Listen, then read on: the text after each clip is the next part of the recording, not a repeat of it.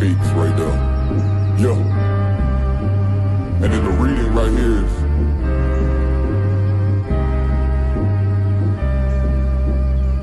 she asked if I'm a prophet. I said absolutely, absolutely, absolutely. And when I walk through the door, bitch, you best salute me, best salute me, absolutely. She asked if I'm a prophet. I said absolutely, absolutely, absolutely. And when I walk through the door, bitch, you best salute me, best salute me, absolutely, absolutely. Bible in my right and a chopper in my other hand. Everybody is trying to find and recreate their identity of so-called blacks, Latinos, and Native Americans. Every few years, black people get a new identity. America wants the black man, the Latino man, the Native American man to his blood, sweat, and tears. They work us to the damn bone. Come and pay a visit for your last year. I'm truly up. Make a move unless we tune you up. Absolutely, man. We know you cause you ain't fooling us.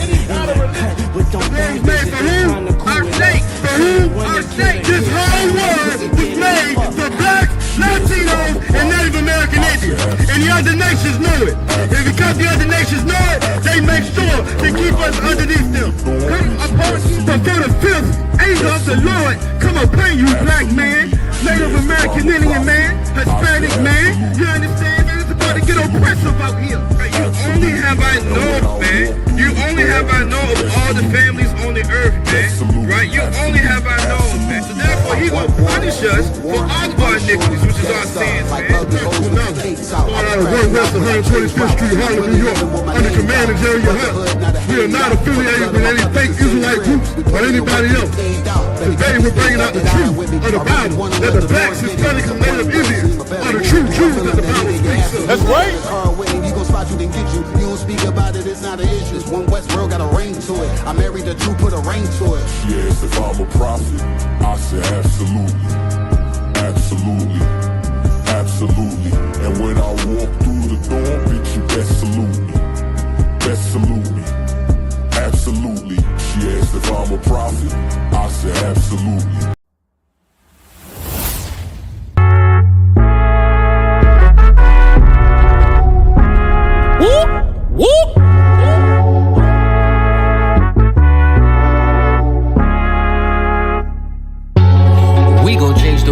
We won't let it change us, even when they switch sides and they wanna change up. Fucking with my brother, then your life in danger. Got no fear like I got one in the chamber. Since day one, we been about it, nigga. I've been going hard since the day that I found it. It's 144 to the day the Lord counted. I'ma keep my head up to the day that he crowned it now. Since day one, we been about it, nigga. I've been going hard since the day that I found it. It's 144 to the day the Lord counted. I'ma keep my head up to the day that he crowned it. They want a fame, they want a clout. That's why they doubt. I got them black, I want a class. And I shut my mouth. This was way before polite, before I came to campsites. I came broken and contrite. I just wanted to live right, clean my soul and give my life. Had to give up all my vice. I got a fog out my head. I was raised from the dead. I put down that weed and I cut off my dreads. For before I could lead, I had to learn to be led. Now I'm a bad motherfucker. Walk around and I straight flex on suckers. No one specific, I'm talking to all of you busters. Straight from the gutter, me and my brother, we the long supper. Now, running it like a conductor. Hebrew Academy, I'm the instructor. 14 written all on my cover. Men of war like we hopped out of Hummer. Look like you wanted my trooper could cut you. There is one camp, there is not another. One West, UPK. One West, UPK. One West, one West, one West, UPK. One what? UPK. One what? UPK. One what? One what? One what? UPK. Me and all of my Oyes, hold it, shit down, right here, all day. Shalom, wagwan, sa, passe, is we, damn niggas, yatu, sabe, hey. We gon' change the world, we won't let it change us. Even when they switch sides and they wanna change up. Fucking with my brother, then your life in danger. Got no fear like I got one in the chamber. Since day one, we been about it, nigga. I've been going hard since the day that I found it. It's 144 to the day the Lord counted. I'ma keep my head up to the day day that he crowned it now. Since day one, we been about it, nigga. I've been going hard since the day that I found it. It's 1:44 to the day the Lord counted. I'ma keep my head up to the day that he crowned it.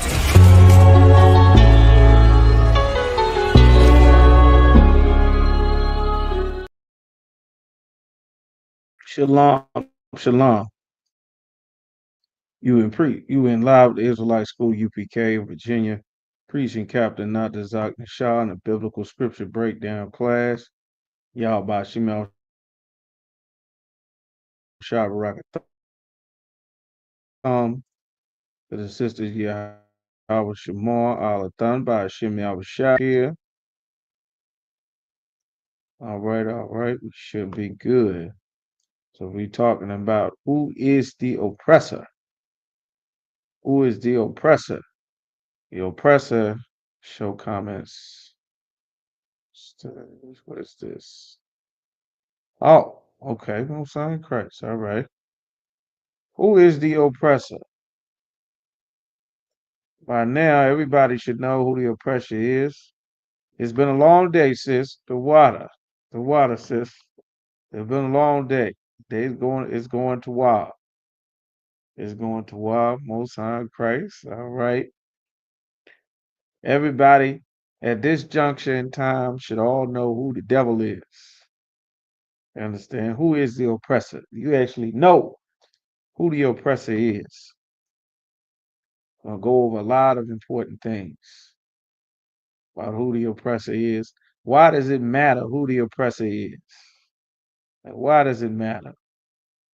It's very important to understand the spirit of our oppressor because as this empire falls, more and more, you are going to see the true spirit of our oppressor come out in a way that most of our people have not known. The last few generations, I'd say whoever was born probably in the late 80s, at that time, most of the issues that you would have seen or heard about growing up were issues that seemed like the problem was isolated just to the Black or Latino community.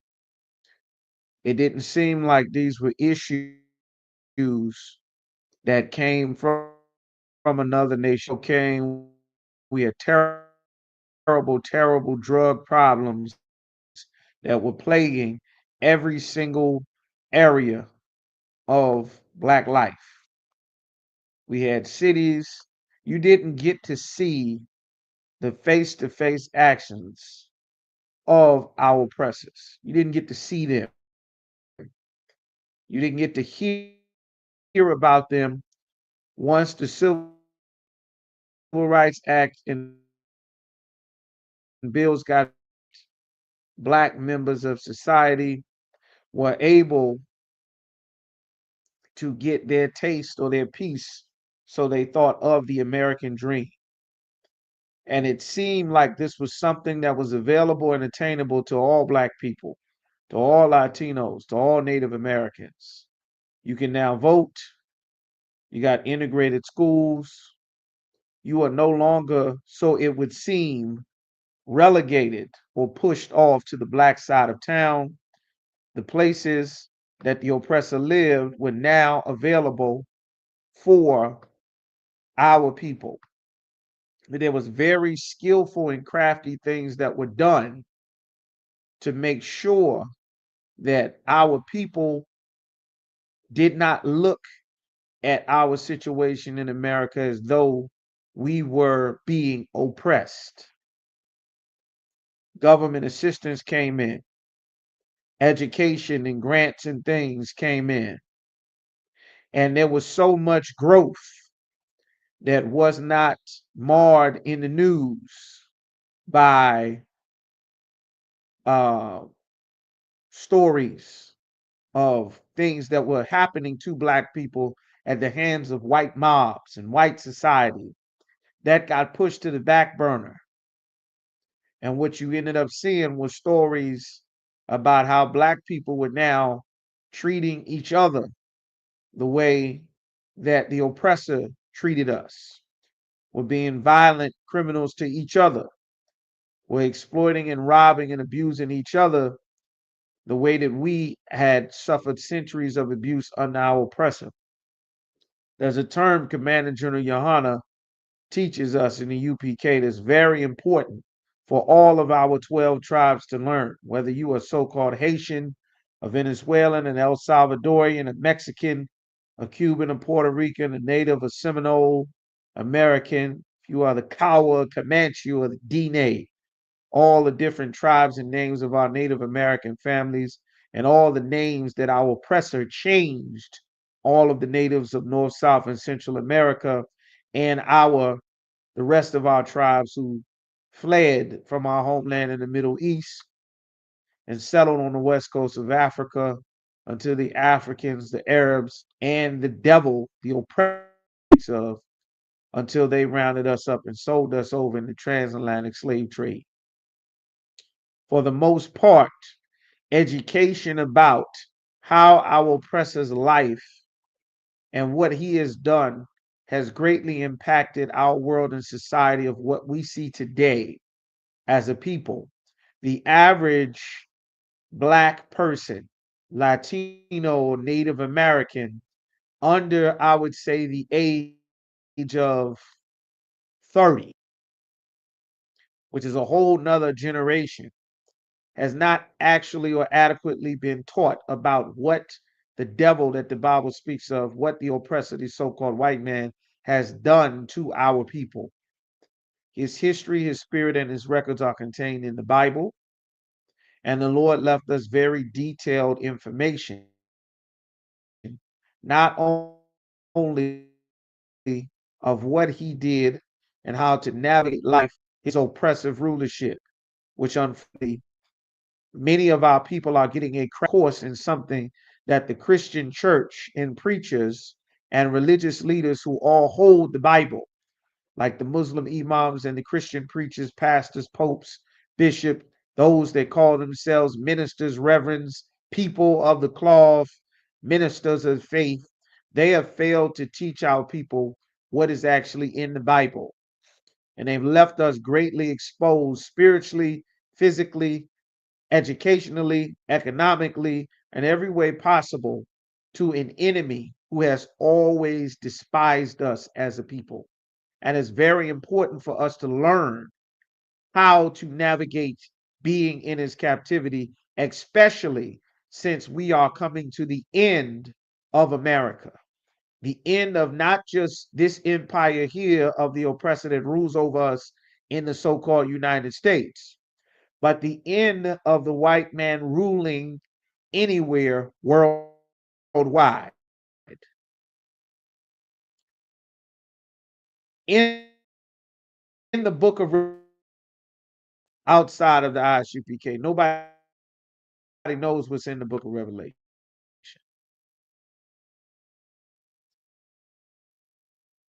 Only break it down. In the book about the revealing of who Christ is, what he came to do, and what he is returning to accomplish. Subsequent wars that are coming with the return and leading up to and during the return of Christ. That the devil, the oppressor, and all of the people who sided with him and all of the blacks, Latinos, and Native Americans, it is time for him and all of the nations to pay for the crimes that they have done. All right. The water says, okay. Says the video is freezing. All right. All right. Let's take a moment. Let's do a check. It says it's freezing. All right. Okay, let's do a check. If you can hear me, give me a 12. You can hear me, give me a 12. All right. You can hear me clearly. You can hear this sentence. We're just going to do a test. Do a test. if you can hear me, just give me a 12. Let's just take a minute.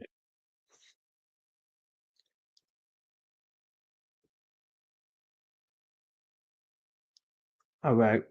When you said the video is freezing, is the audio freezing as well, or just the video? You're still able, okay, I'm getting the 12s, the water. Are you still able to hear me when the video freezes, or does everything freeze?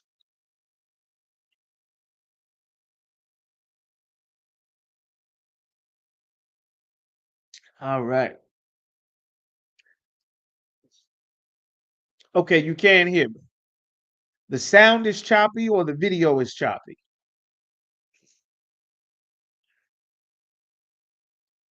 All right. Everything is choppy. Okay. All right. Let's see. The video is lagging, but the audio sounds fine. Okay. Everything is freezing. Okay. Everybody's saying something different. Okay. Let's see.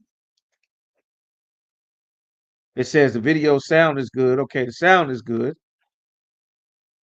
All right. Well, the sound is good. All right. Let's see. Bear with me just a moment, y'all. Let's try something here.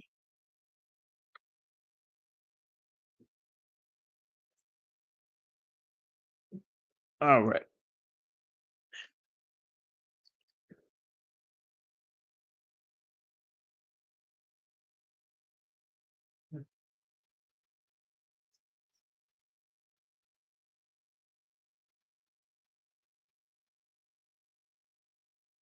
Oh. Let's see.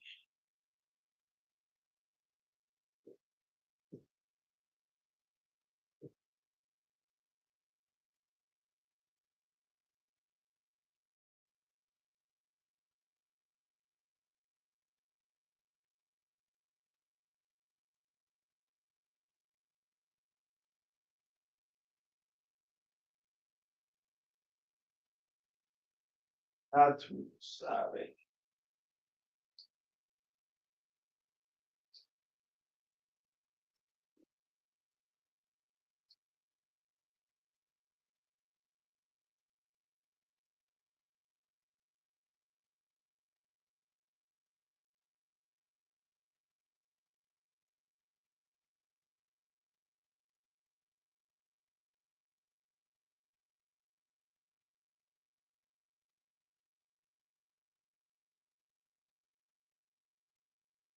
Mm, mm.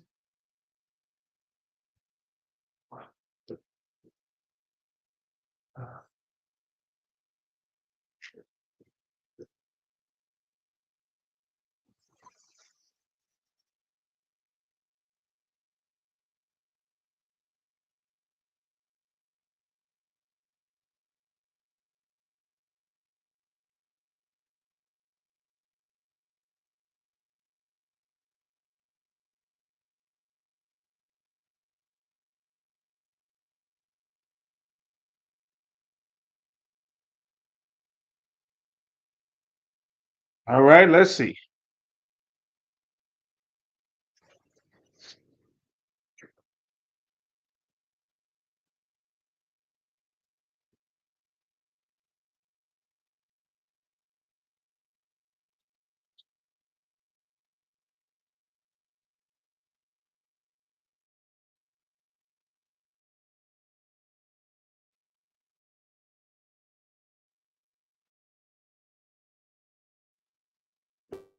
All right.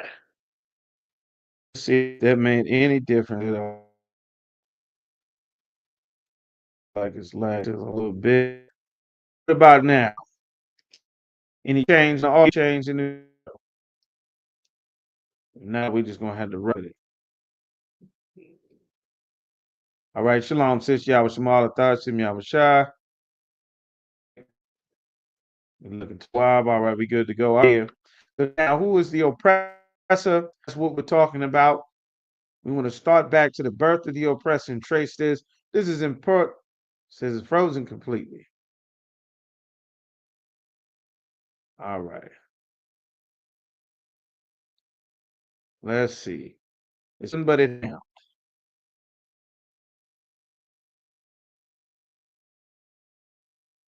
All right.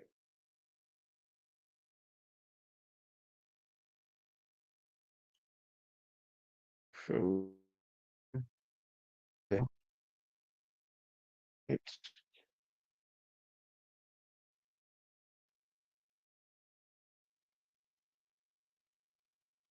oh,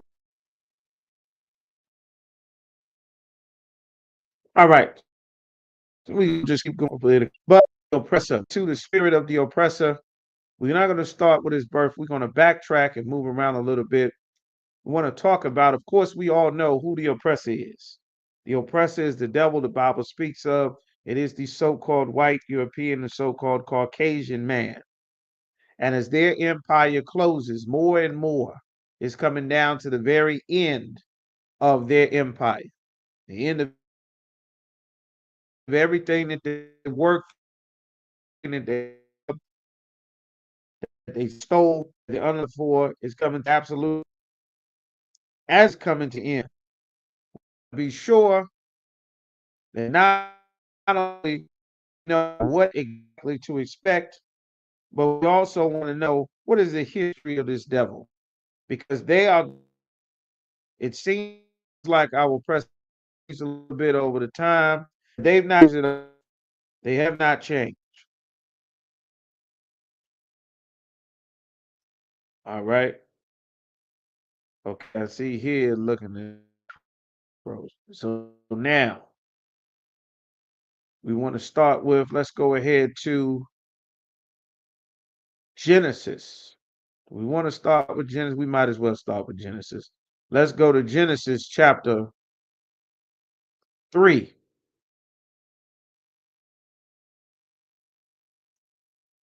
We want to start with Genesis. We got to start with Genesis.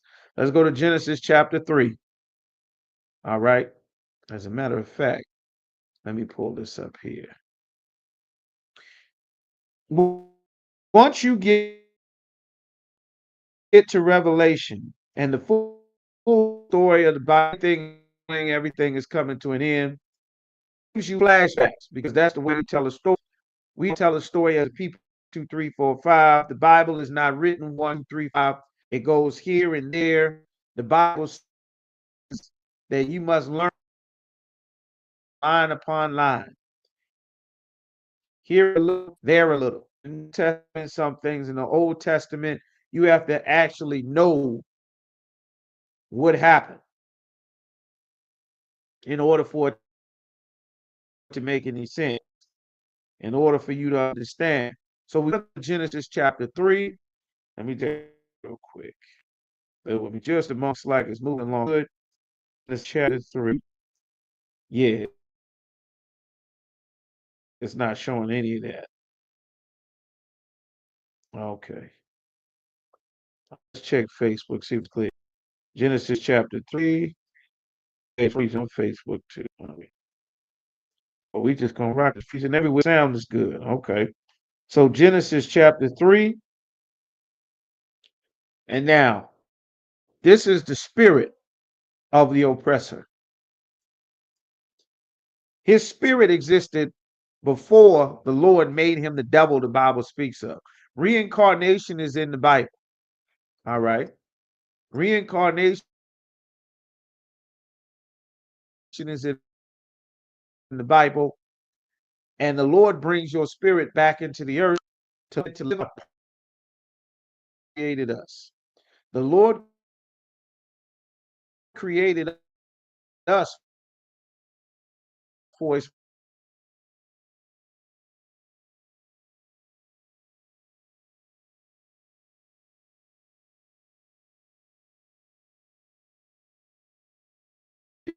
having trouble. Let me know if you can hear me here. Looks like it's speeding up a little bit. I don't know. Connection if you use going. Solo layout. So Actually, okay, quick.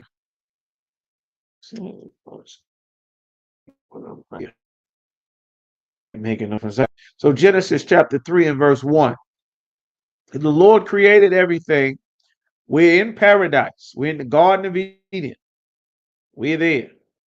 So it says, now the serpent was more subtle than any beast of the field that the Most High made. The field is a set. Remember, every word that you hear, it's all there for specific reason. It's not just words just to be put there just for no reason. Beast of the field, who knows what the beast of the field is? Who knows what that set means, beast of the field? Anybody ask, who's beast of the field?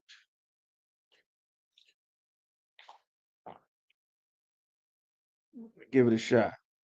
Who's the beast of the field? Who knows? So our first question is, who's the beast of the field?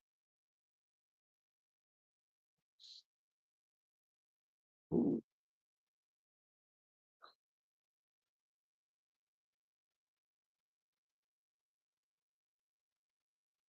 who knows?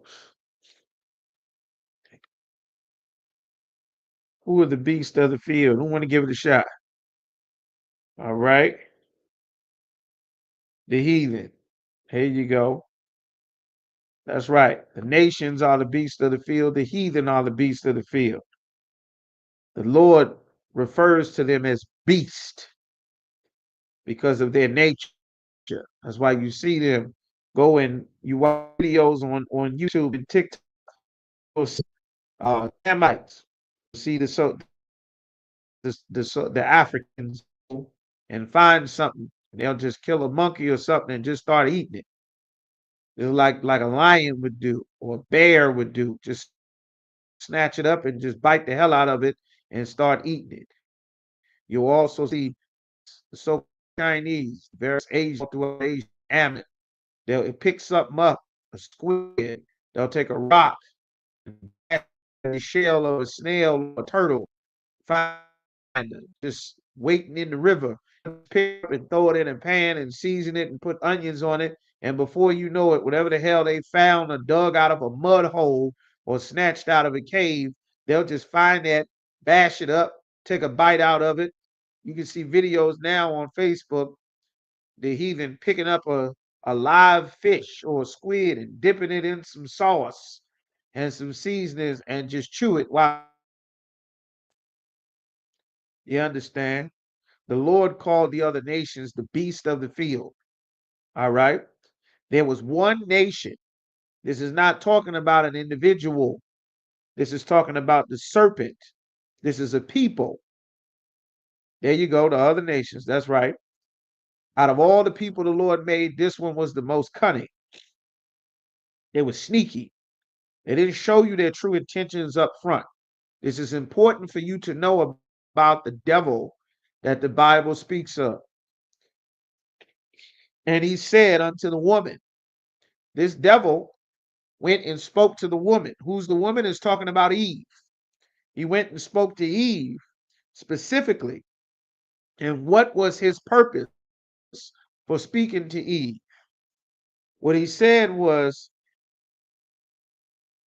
and he said unto the woman, have God said, have the Most High said, ye shall not eat of every tree of the garden. She got instructions. And what does this statement say? What does this mean? The serpent is asking her a question. What does this mean? He ate all the trees of the garden. This means not only does he know that she's not supposed to eat of the trees of the garden, he knows that she's been told this. How else could he bring it up? See, our people have always been a special people. The Lord gave us a culture, and our culture, by following his rules and the spirit that he put inside of us, make us so different from all the other nations that we don't realize just how different we are. We don't realize how different the Lord made us. She knows and the serpent knows. That's correct, sis. And he said, ye shall not eat of every tree of the garden. This tree in the garden is not talking about a literal tree. The Christian church has lied about the Garden of Eden in this story for centuries. The Christian church has lied for centuries about the Garden of Eden. They've lied about the story. They've lied about the serpent being a snake. They lied about Adam and Eve being naked white people living in a garden full with flowers and things. That's not what it says in the Bible. The Garden of Eden was not one place. It was in a geographical location, but it was not one place. The trees of the garden were not, just regular trees. That's not what the trees of the garden are. The trees of the garden are talking about the family trees, the other nations of people that are there. Those are the trees of the garden that the Bible that is talking about. All right. So now these other families, these other trees in the garden, they all have their own customs, and our people, which we don't realize, are different. Our people are so different that our rules and our ways make us stand out. I'll give you an example. Imagine you looking for something to eat.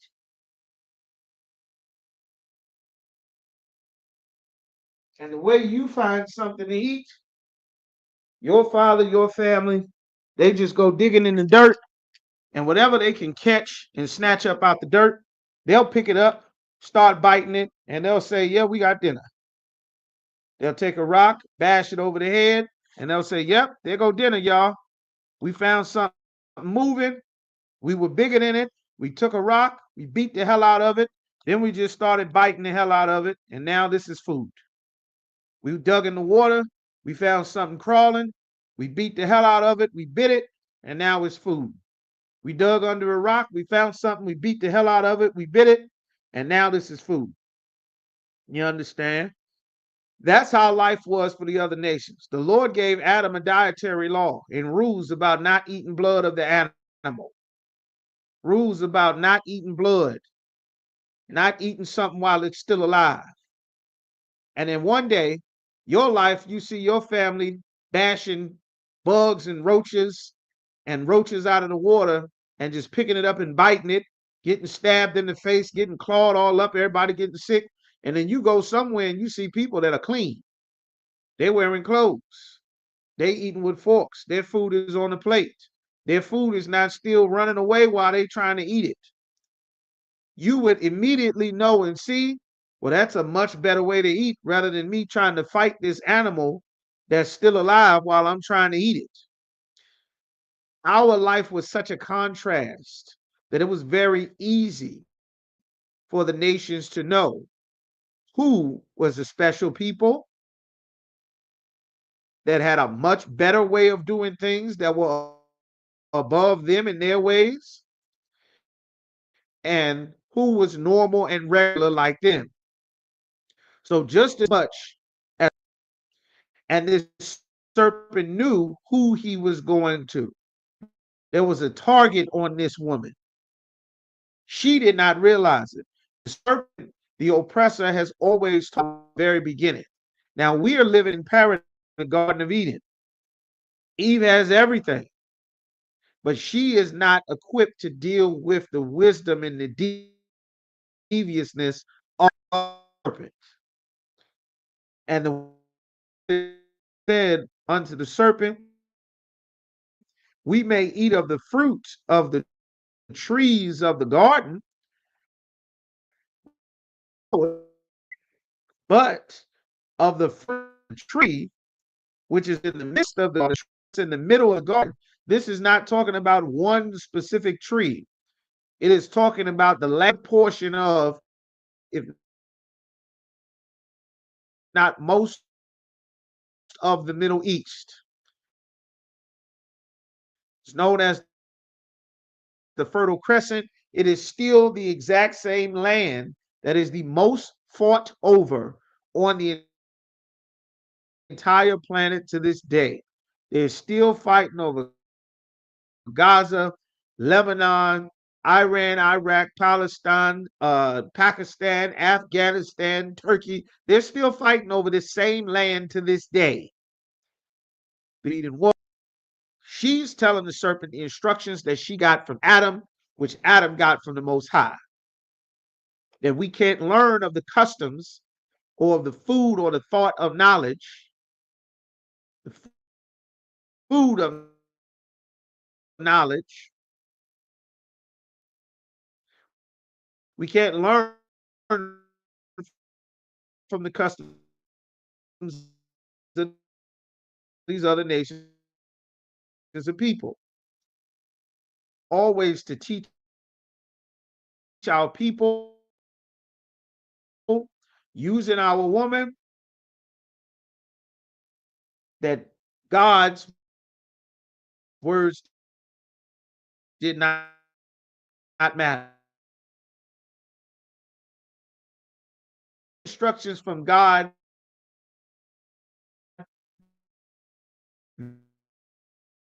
This was to do exactly what the U.S. government's job was always to do. That's what the Preacher's Civil Rights Bill had to do with to market it to Eve in order for it to work. You understand? In order for it to work, they had to market it.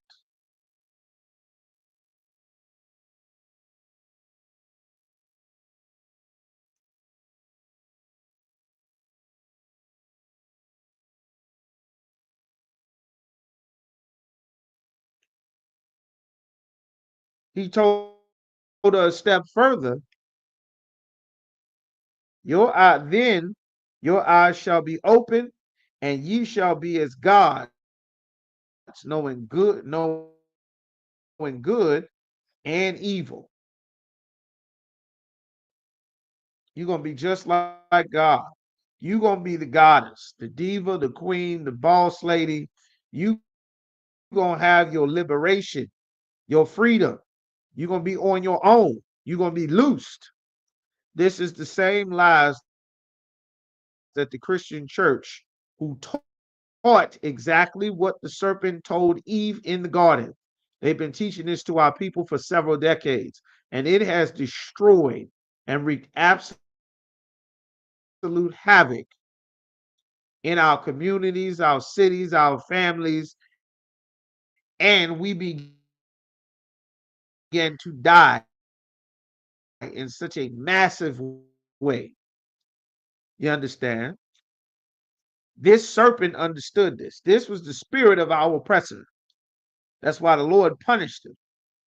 You understand? Learned something she was not supposed to. She went and taught it to Adam. Adam and Eve then stopped keeping the Most High's laws, statutes, and commandments. That's something you also want to be very wary and cautious. Now, that the problem is the church has separated from the man. The Christian church has fought vigorously to separate it, to separate the Black, Latino, and Native American woman from her man,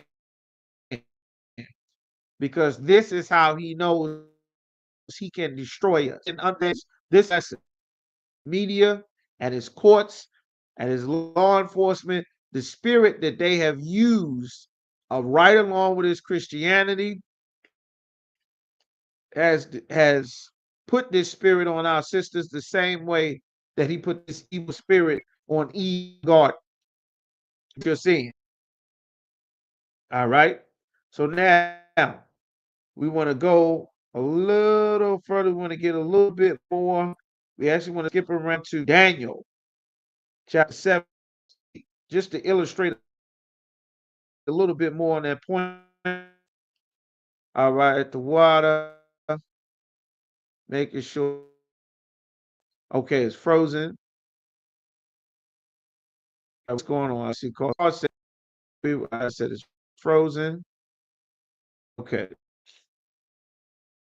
See, you said it's frozen. Is the sound frozen or the video frozen?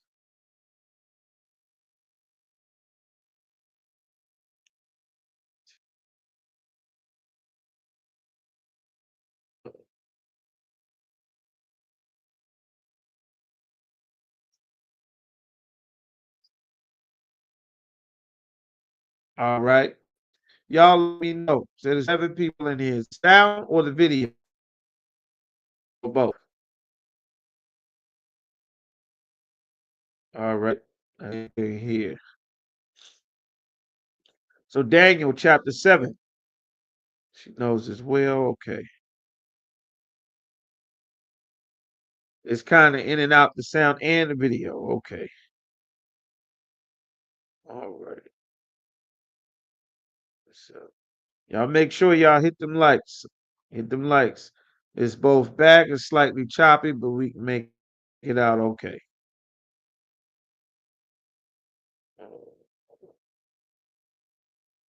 Okay, there we go.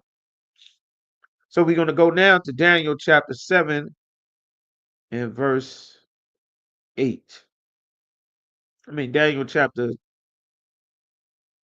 7 and 25. Salaki. All right, Daniel chapter 8 and verse 25. It says, and through his policy also he shall cause craft to prosper in his hand. Through the policies, through his legislation, through his government authority, he causes witchcraft to prosper in his hand. Exactly Donald Trump is doing right now. The legislation, through the policy and the ability that he has, he causes evil. Point where he doesn't even obey his own rules. He don't obey his own laws. You understand? His laws say you're supposed to go to court to have a trial before a judge to face your accuser and the charges against you so that you can defend yourself. That's what his law is. However, he deporting brothers and sisters out the country without seeing any judge.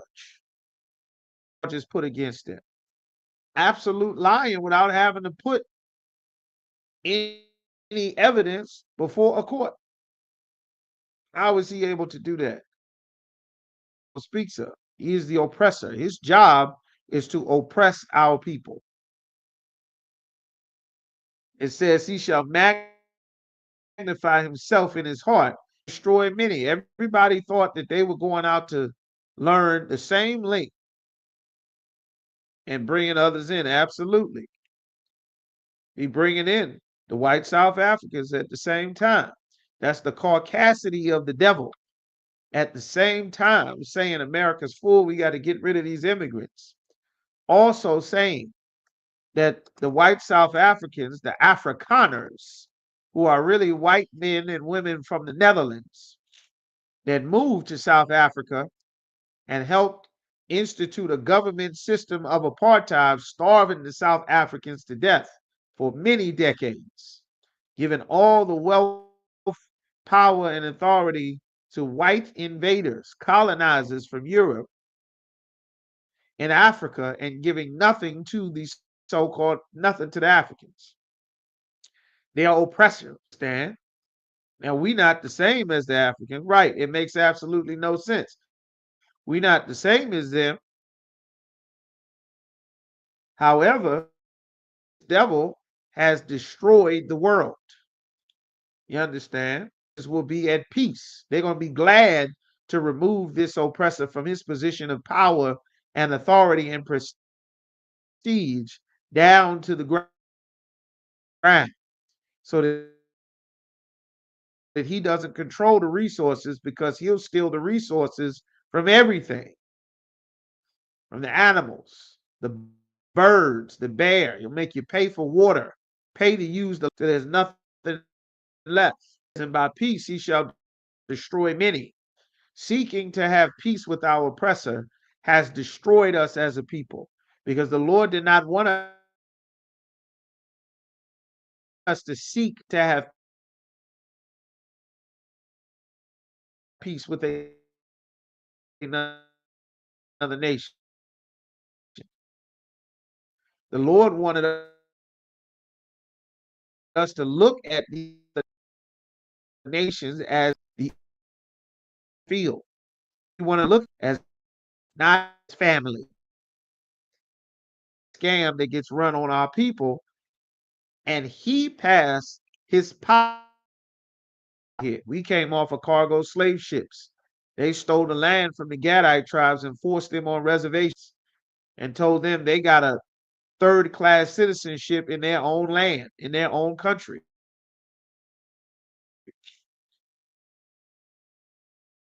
And now President Trump is working to take that away.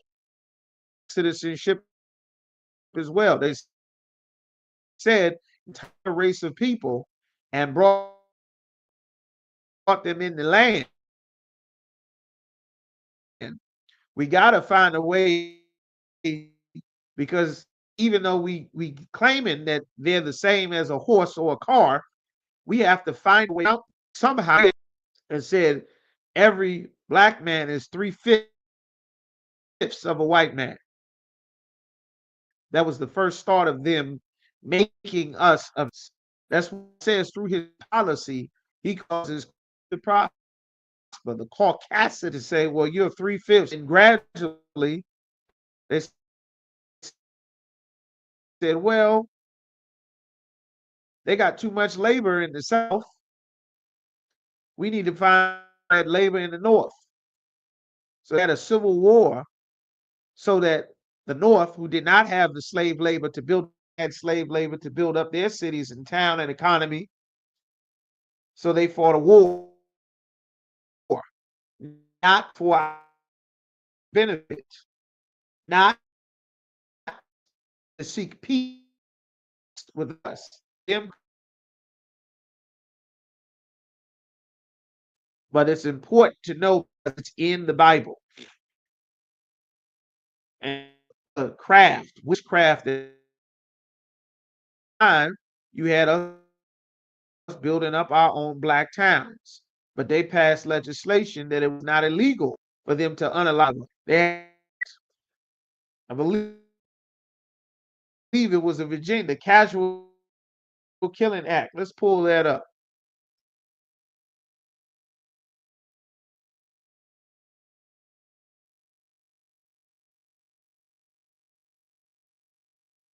Oh no, Casual Killing Act is.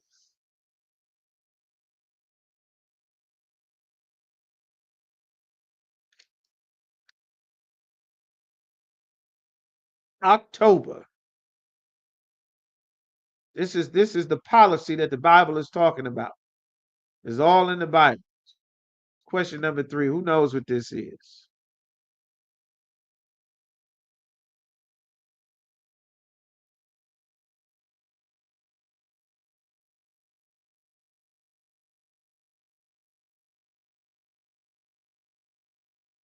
Who knows?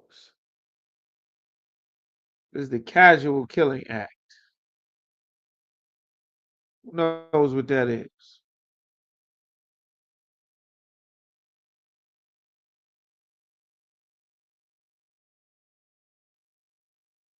We pull this up.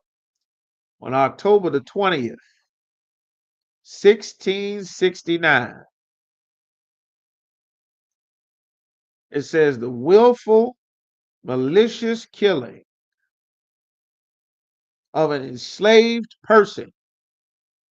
See, they don't want to say black people.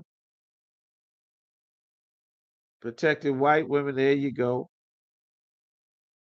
That's right. Protected white. Colonial Virginia authorized enslavers. That means they authorized white people the oppressor, to kill the law that made it legal to kill black people. The Casual Killing Act of 1669, which declared it legal to kill a slave while correcting the said slaves. October the 20th. This is what the Bible is talking about. Through his policy, he caused craft to prosper. The witchcraft of making it legal to unalive us. This is what his government, this is why it was such a foolish thing to ever think that your vote can count in a place. They were authorized. The casual accidentally killed one of us, then it was okay. It's not illegal. There's a provision in the law. There's witchcraft. The Bible tells us. The Bible tells us that if you smite a man with an inch of wood or iron, he die. You, the oppressor, has law concerning us. Just like if you are a police officer, you gun down you shoot a young black or Latino brother or sister in the back. It's not a crime because he passed legislation because there's Casual Killing Act on the books. Well, if you trying to correct her, if you trying to correct one of these slaves, see, they don't want to say black, they black because they put special provisions in the law, special words. That's why the Lord called them the most subtle beasts to the field. They put a, you think that, see, they fail. If black lives matter, all lives matter. It's not black people. It's just, oppressed people. It's people of color. Everybody who is people of color, but because of the age, they get a stop bill.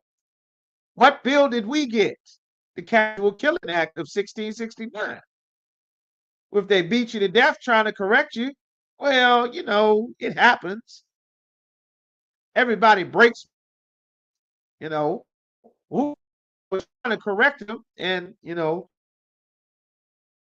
I put into him just happened to take his life. That's all. Don't look at it as real beings. They're not real people. Casual killing. Don't find it.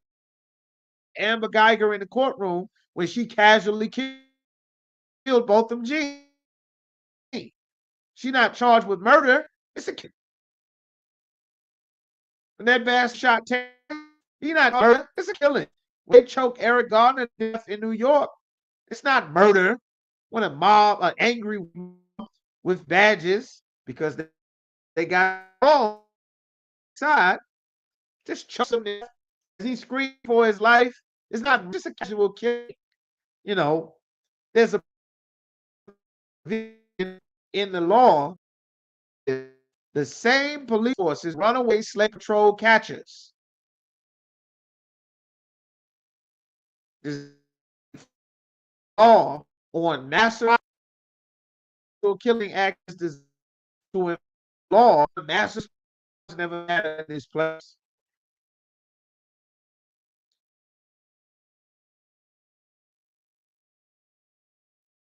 Now people may have thought matter were able to make the oppressor his coffee and you streets his football and you entertain, you jigaboo, you shake your dead buck, you're making victims that he can billions of dollars and then never tell the world that Dr. Shirley Jackson made the fiber optic cables for the high speed internet or the DSL cables for your Ethernet, you understand, or the system that made the GPS, or you Russell and Henry T. Temple that made You don't ever teach about that. You don't want to make or the native, the Indian savage. As Donald Trump gets in office, what is he removes all America, get rid of the natural code, all the black statues and things dedicated to figures and military American history. Let's get rid of all of it right all together. Remember, by his policy, government and his legislation, he gets together with his people. Witchcraft prosper. That's why you shouldn't trust another nation of people. You should not marry them. You should not take them. You should not celebrate with them or blueprint on how to be sure. A sober mind. There's other nations. The Bible says we're gonna go to Psalms. Smooth as butter. That's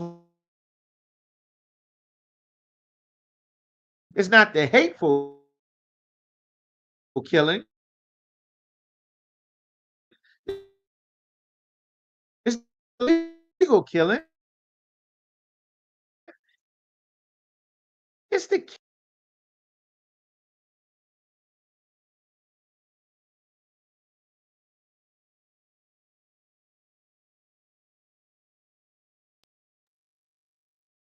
it's just casual. That's all. Don't worry about it. We're not gonna burden the law, prosecute you for murder. We're not gonna do that. It's unnecessary. Psalms 55 and 20 says, He hath put forth his hands against such as be at peace with him. That's why the Lord said, never seek peace. Being at peace and seeking peace. More land and killed the buffalo and stole the horses. Before you know it, you can't even find Native Americans. They're hidden somewhere in the mountains where the land is terrible, where there are no resources, hidden out of sight, out of mind, and the oppressor takes everything else because he have broken his covenant. This is the spirit of the oppressor. The words of his mouth was smooth, 55 and 20. He talks so smooth. Donald Trump is not coming out and saying, I don't. He's the most subtle beast. It's not about race. I don't see race. It's not about race. We need to get rid of these. We got to send them to El Salvador. They're all gang members. These Haitians, they're bad hombres. But the South, they're being killed. Haiti had the president assassinated. Gangs took over the capital. They beheading people in the streets. Donald Trump doesn't care about that. He has smooth words. It's about our policy. It's about our laws. And then he passed legislation that says, well, we don't need to get you before a judge. We'll just execute a punishment on you without ever putting you before the judge. Oops, I already sent them to Sudan. Oops, I already sent them to a gulag prison in a foreign country that they're not from. Oh, well, his words are smoother than butter. You don't think they hate you because you listen to the smooth words. You don't think Hillary Clinton and Bill Clinton hated you when they passed that 95 crime bill. You thought they were doing what was best for your black community because after integration destroyed the black businesses and the black civil rights leaders flooded the black community with heroin and cocaine using the mafia and Al Sharpton and Mosque number 12 after they to the same oppressor who made a law that they could casually unalive you. Why are they being sent to El Salvador? Because Donald Trump made a deal with another oppressor. The president of El Salvador is is a so-called Palestinian. His name is Nayib Bukele. How did a Palestinian become the president of El Salvador? Because El Salvador is filled with the children of God. One of the curses of the children of God is that stranger that is within thee shall rise up above thee very high, and thou shalt be brought down very low. That's how the president of El Salvador, a country filled with the tribe of Zebulon, none of them get to be in charge. To get money from America to take prisoners that Donald Trump illegally throwing out of the past legislation to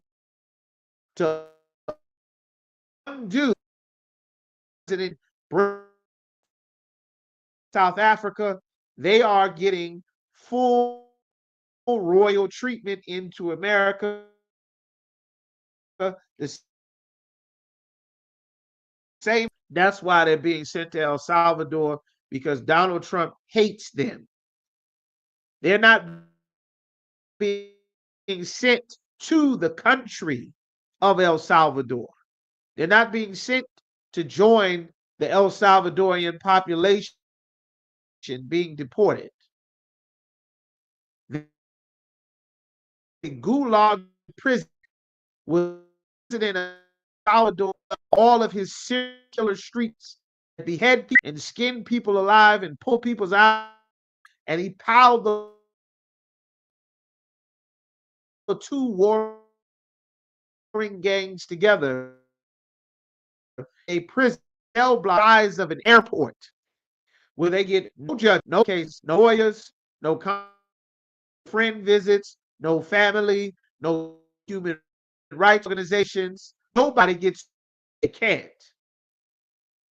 Not an else.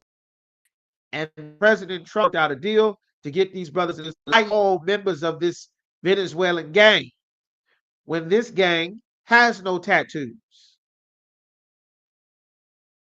It has no angle. You understand? But he lied and snatched up any brother with a tattoo. See, that says MS-13. That says Trendare. He's a liar. He's the most beast of the field. His hatred and his racism. You understand? By using his policy and the smooth work with, and that's what he's doing. Now everyone is finding out, well, this is illegal. The tribe of Oppressor said, man, I checked white on the census. That's why we voted for Donald Trump. And now they're deported out the country. Because he is the devil. The oppressor is the devil that the Bible speaks of. The words of his mouth were smoother than butter. But war was in his heart. Talk now, really waging war on a learner. Words was softer than. It's not murder. That's not what it is. It's just casually killing. That's all. But the words out of his mouth, they were drawn swords. This is the same thing that the serpent did to Eve in the garden. It was a sword. It was a weapon. to attack us, to destroy us, to hurt us. You understand? But not just us alone. He's the oppressor. He's destroyed everything. We're going to go now to Hosea chapter 12 and verse 7. All right.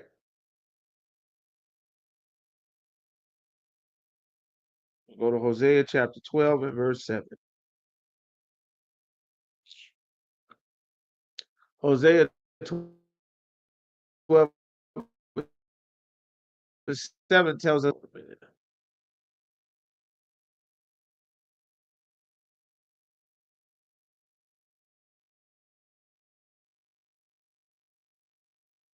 Super choppy.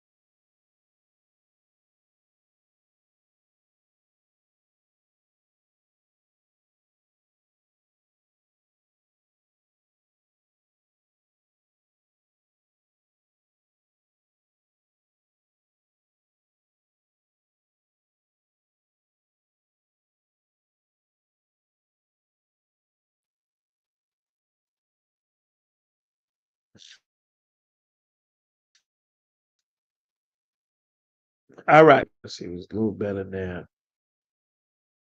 All right. So now we're going to go to Hosea chapter 12 and verse 7 to get more on this oppressor. It says, he is a merchant, meaning he's a salesman, the art of the deal. The balances of deceit are in his hand. He raises taxes and tariffs. He's a salesman, a merchant. He can deceive you and make you think there's a shortage of eggs. There's a shortage of goods, so he can officially raise the price.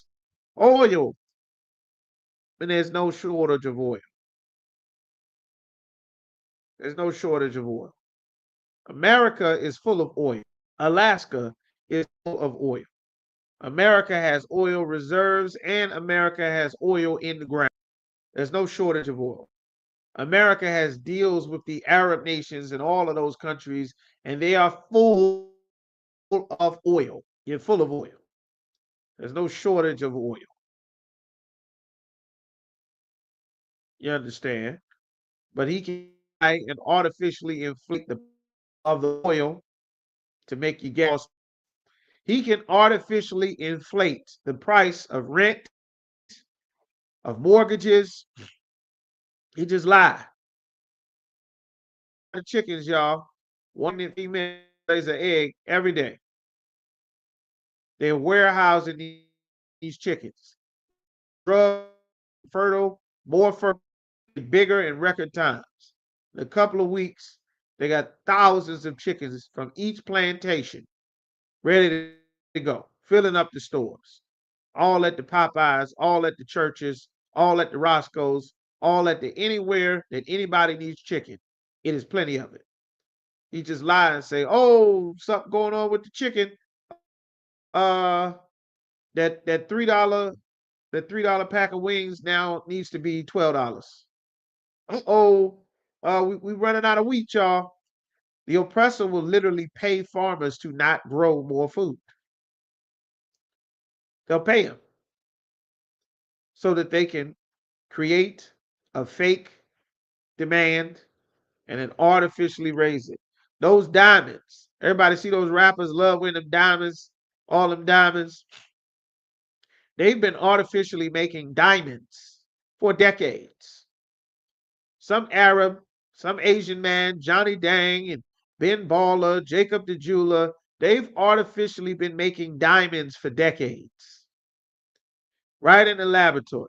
You order some diamonds, Some Arab goes into the back of the store, Iceware, Vivo, and Icebox, Ice Jewelry. He go right to the back of the store. He gets some rocks, gets some metal. He liquid it. He mix it around. He stir it up. It not hot. Pour it into a mold, and it'll pass your diamond test. It'll pass your gold test. It'll be whatever the hell he wanted to be, and he don't need real gold to do that. He doesn't need real silver. Doesn't need real platinum. He don't need any real of whatever they're selling you. He's a merchant. Esau has worked out a way to scam the world. That's why the other nations is scamming right along with him. Understand?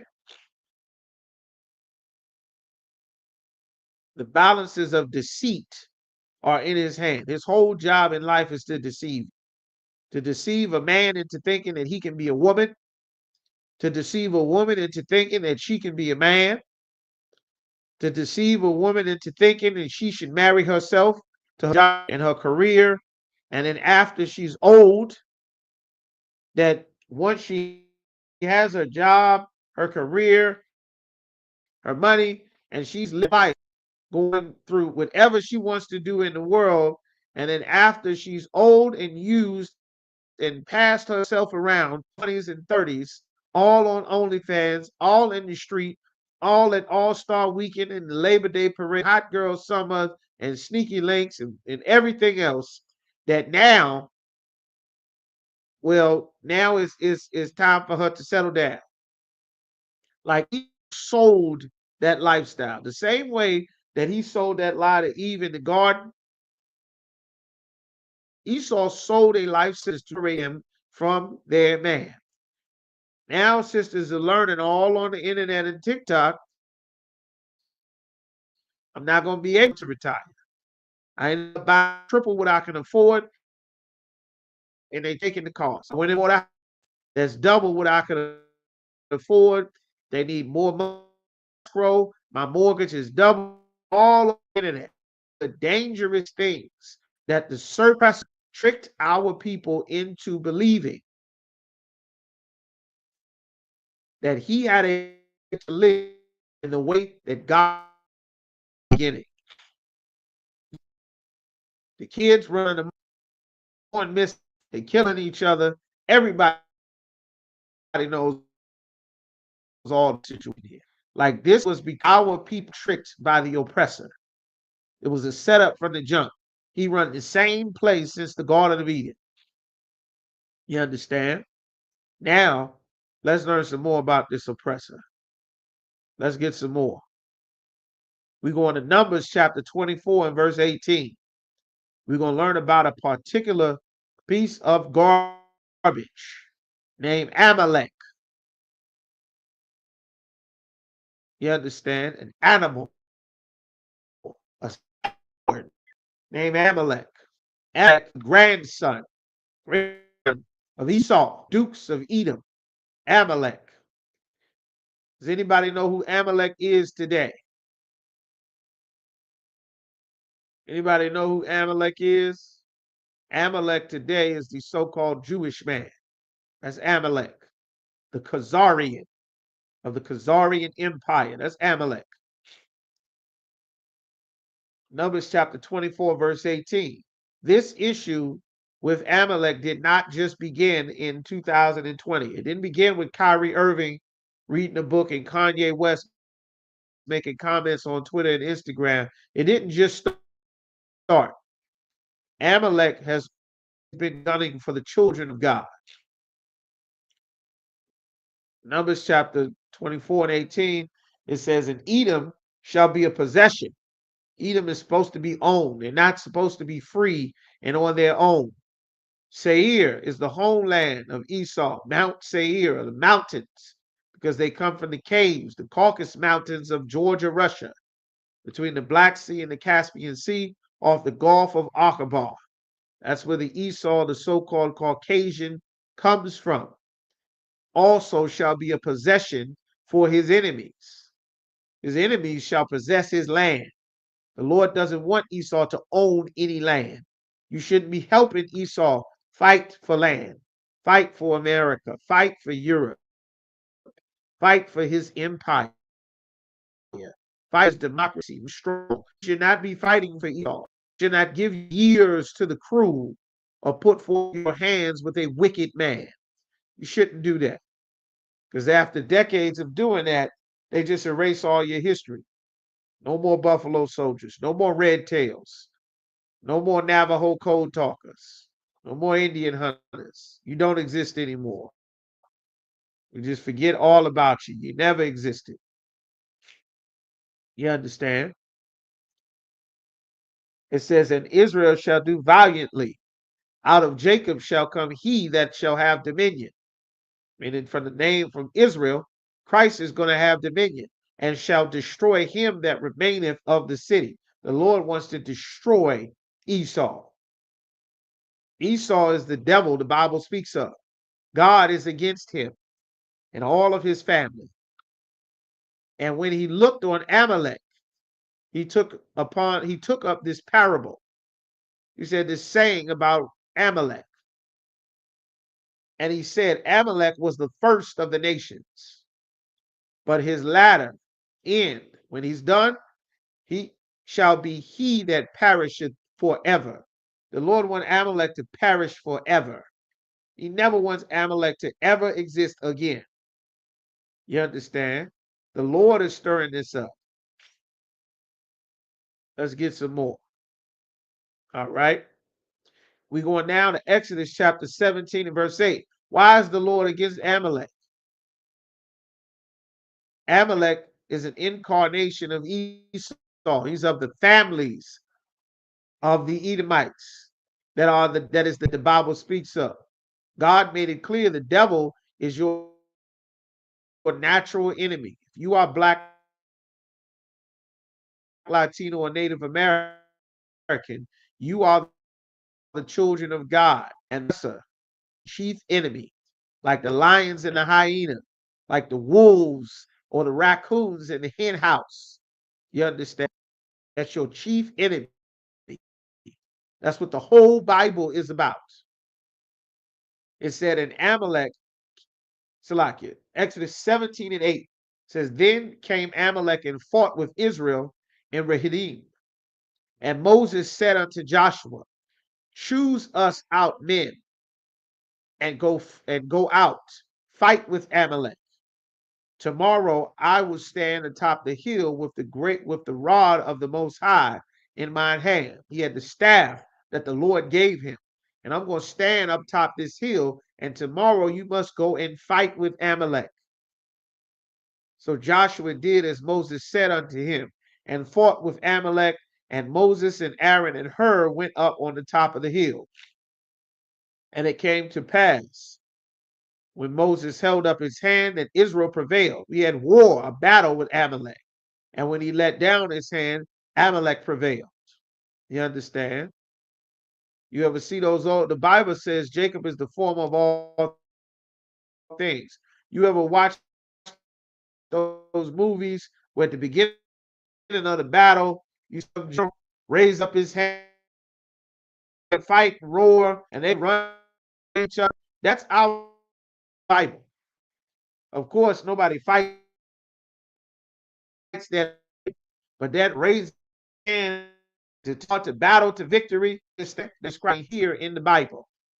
Every old movie or show, they got two teams of warriors on opposite sides,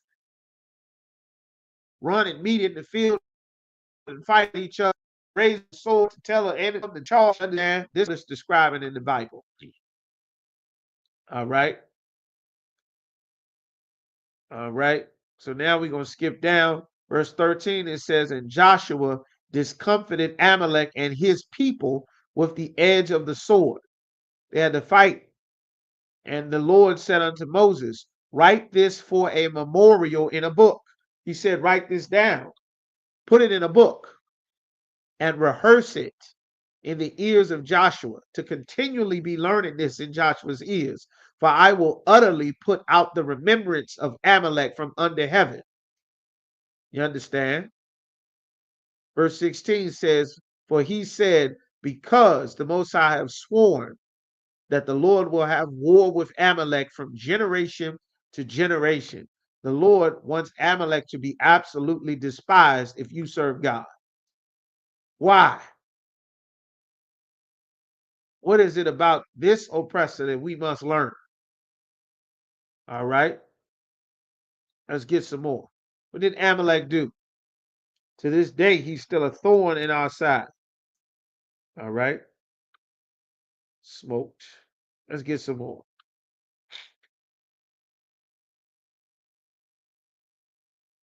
All right, Deuteronomy 25 and 18 tells you, 25 and 17. It says, remember what Amalek did unto thee. By the way, we should all remember this. You should all know who Amalek is.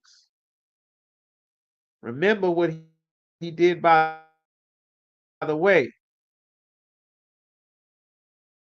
When ye will come forth out of Egypt. We were walking Egypt, not made it promised land that they're giving us. We were just coming out of slaves of years, trying to get our foot established ourselves, trying to be free. He said, how he met thee by the way and smote the hind of thee. We came out of Egypt in a caravan.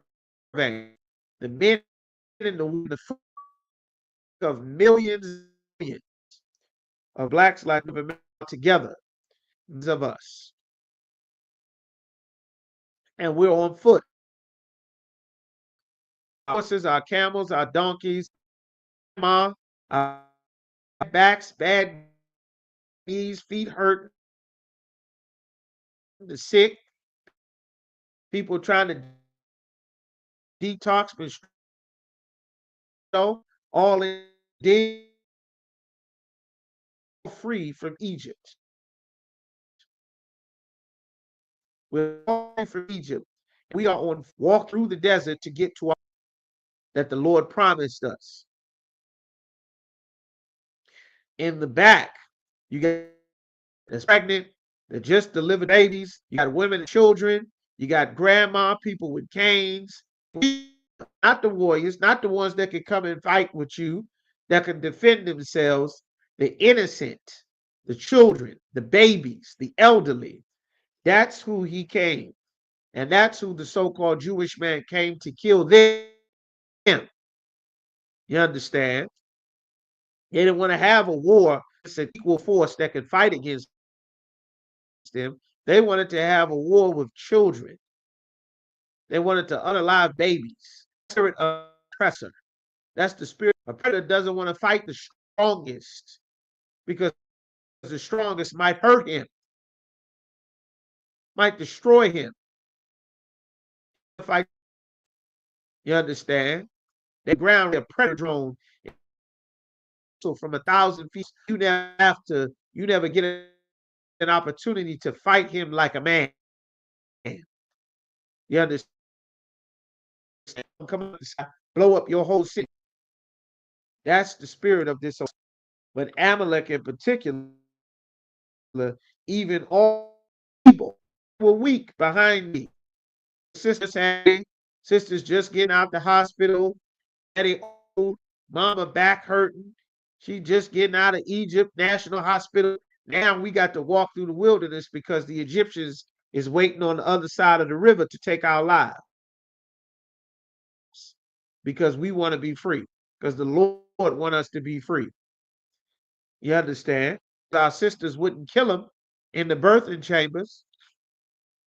That's why the Lord called these nations the beast of the field. Even all that were feeble when I was faint and weary. We're tired. We were walking through the desert. It's hot. It's full of sand. We thirsty. We don't have no food on us. We eating, bread that fall out the sky from the Most High. We were destroyed. We weren't even a full nation yet. The Lord was establishing us. And he feared not the Most High. He didn't care that the God of these people just destroyed ancient Egypt. He didn't care. He figured this was his opportunity to go and take a trophy, unalive some of our children. You understand? Because we were weak. Verse 19. You understand? Therefore it shall be, when the Most High thy power hath given thee rest from all thine enemies which are round about. All of the other nations, the Lord said, are our enemies. In the land which the Most High giveth thee for an inheritance to possess it. We hadn't gotten to our home. We were homeless. He came and attacked and took the lives of the homeless. That's what he was doing. The handicapped, the homeless, the poor. That's who he came to attack. So when you watching videos, seeing the Jewish man bombing the Palestinians, and the Palestinians is trying to get water, they trying to get food, they trying to get to the hospital. He blowing up the food caravans, he blowing up the hospital, he bombing everywhere. Why? Because this is Amalek. That's his spirit. This is the so-called Jewish man in the Bible. That thou shalt blot out the remembrance of Amalek from under heaven. Thou shalt not so-called Jewish man. Why? Because of the crimes that the Lord said he did. The Lord did not forget this. God does not forgive these other nations for the crimes that they have done to us against him. God does not want us to feel it and lower them and be like them and take. We're going to go to Revelations chapter 2 and verse 9 to see more about Amalek. He said, our works, talking to us, and tribulation, how much suffering and hell we going through as a people. You understand? You come to work legally, and then they say that you illegal. You don't get a chance to prove you illegal. You fool. You doing a job. You're not breaking the law. Crime. They say America for everybody. They already laid for the Latinos and the Native Americans. They illegally detaining people and then just throw them in a immigration prison. And they give a damn. They just throw you up like an old tire of a car. And the Lord is going to do terrible things to our oppressor for this. Terrible. He just need our people to wake up and to separate from them. And to turn to thy works and tribulation and poverty. Do you know that by policy, Donald Trump suddenly removed the protective status for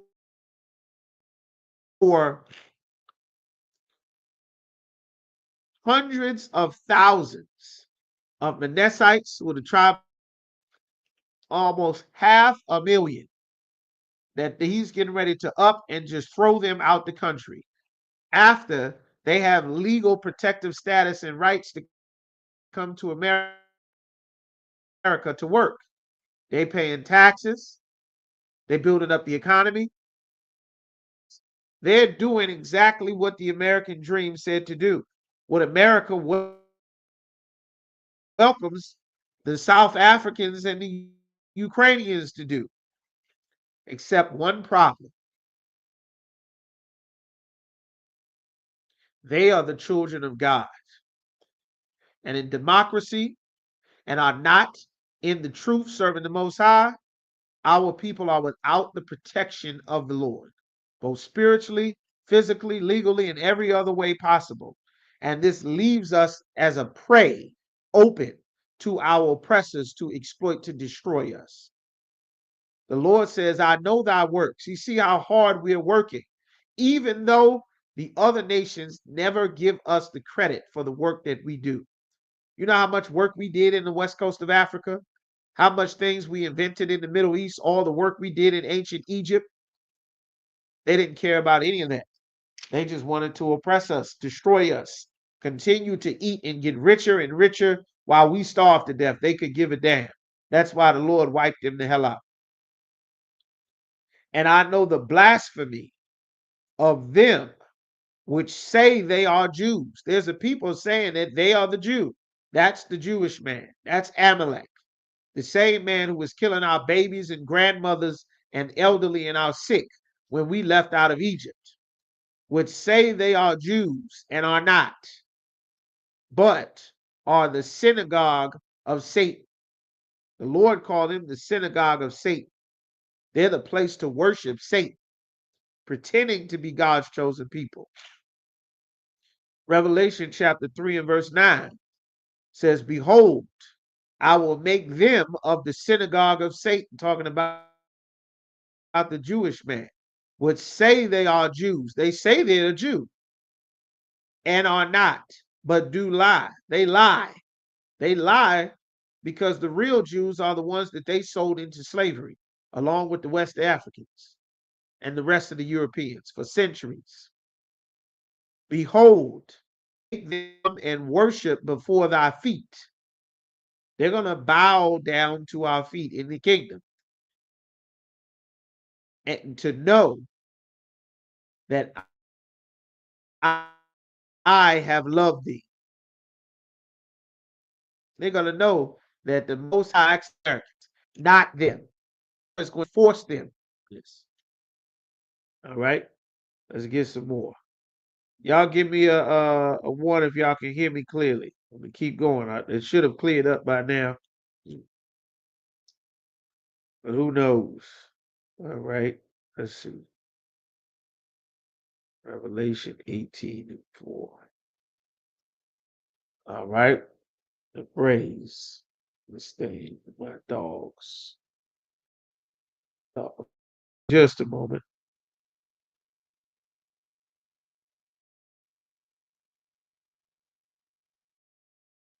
All right, the water, Sister Raya. All right.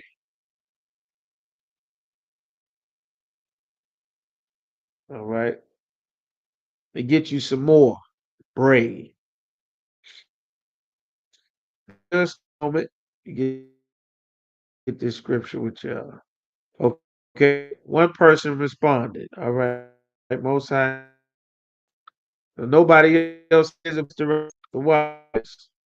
Let me know it looks like it's the oppressor is the devil that the Bible speaks of.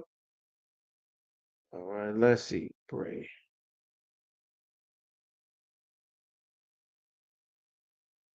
Well, let's see. There we go. Job chapter 30.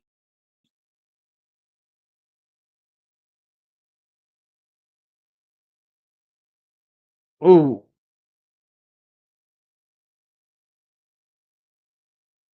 Let's get some more. Most High in Christ. The water.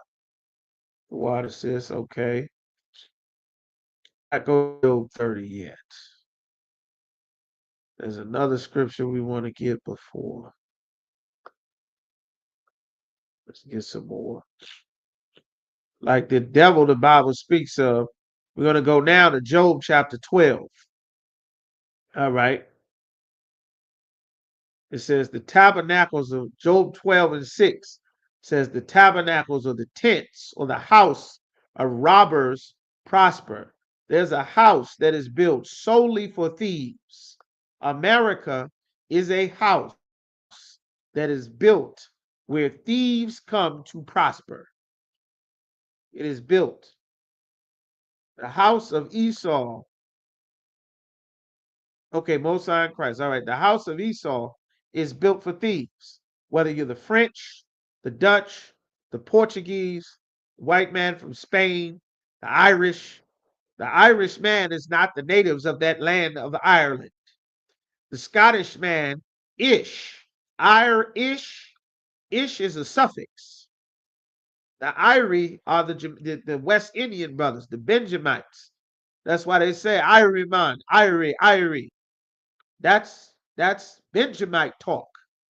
That's not the white man from Ireland. That's not Conor McGregor. You understand? And Gennady Golovkin. That's not their land. They moved into that land. The Scots, the Scottish, they're Scottish. Ish is a suffix like Jewish. We are the Jews. The Jewish man is an imposter. The Scots, the Scottish man is not the real Scots. The Irish man You understand? It's not their land. Everywhere they go, their people is a house of robbers. Everything they have, they've stolen. It says the tabernacle, the tents, the houses of robbers prosper. America is the biggest house of robbers and thieves. This entire land, from coast to coast, is all stolen. All of it. The house of thieves prosper. They steal the gold, the oil, the silver, the resources, the land as he's stolen. The tabernacles of robbers prosper, and they that provoke the Most High, they're secure. They provoke God by making a white image of Jesus Christ. When the Bible says Jesus Christ is a black man, by making white people be God's chosen people, when the Bible says the Jews are black. You understand? By taking the Bible and making a religion based around the people that God said is the devil, the vessel of dishonor. That's to provoke God. Tell a woman she could kill her baby when the Lord puts a life inside of a woman. You understand?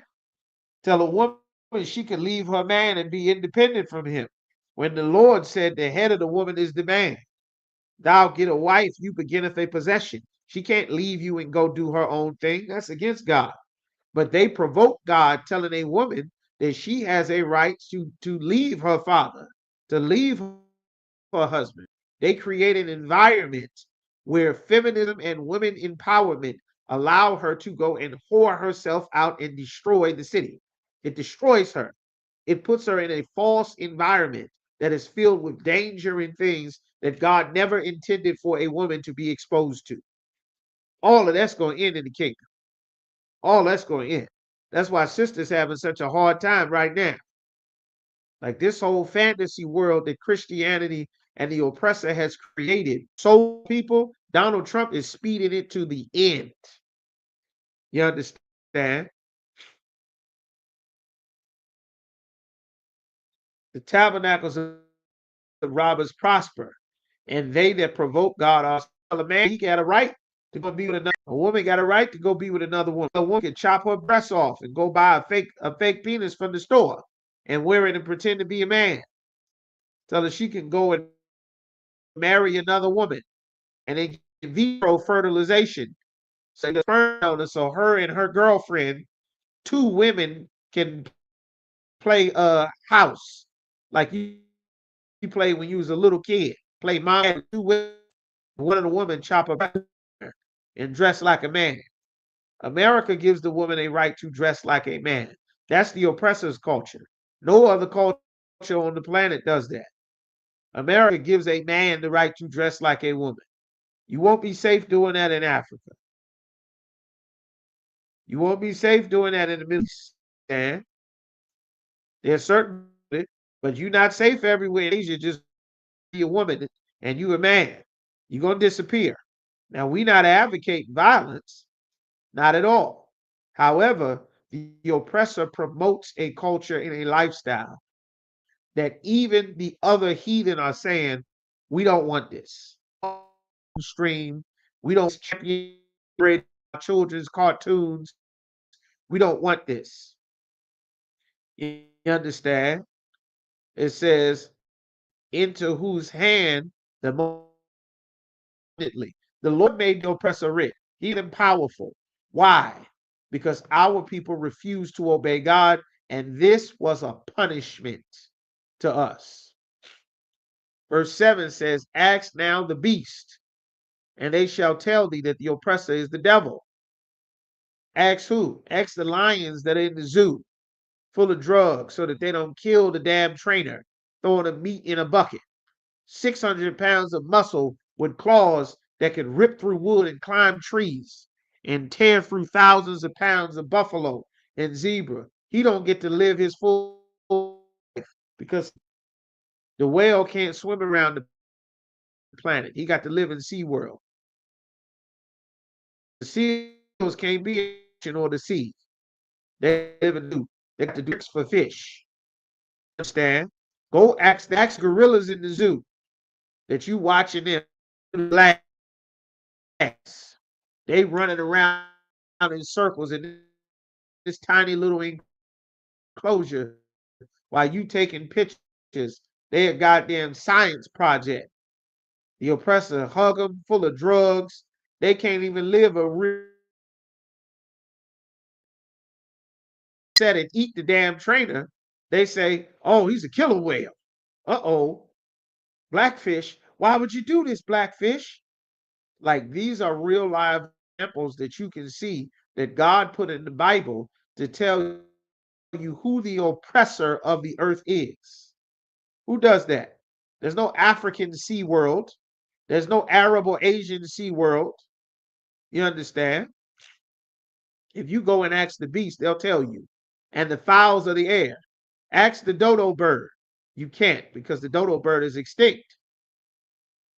Why did the bald eagle end up on the endangered species list? It's supposed to be the #1 bird, right?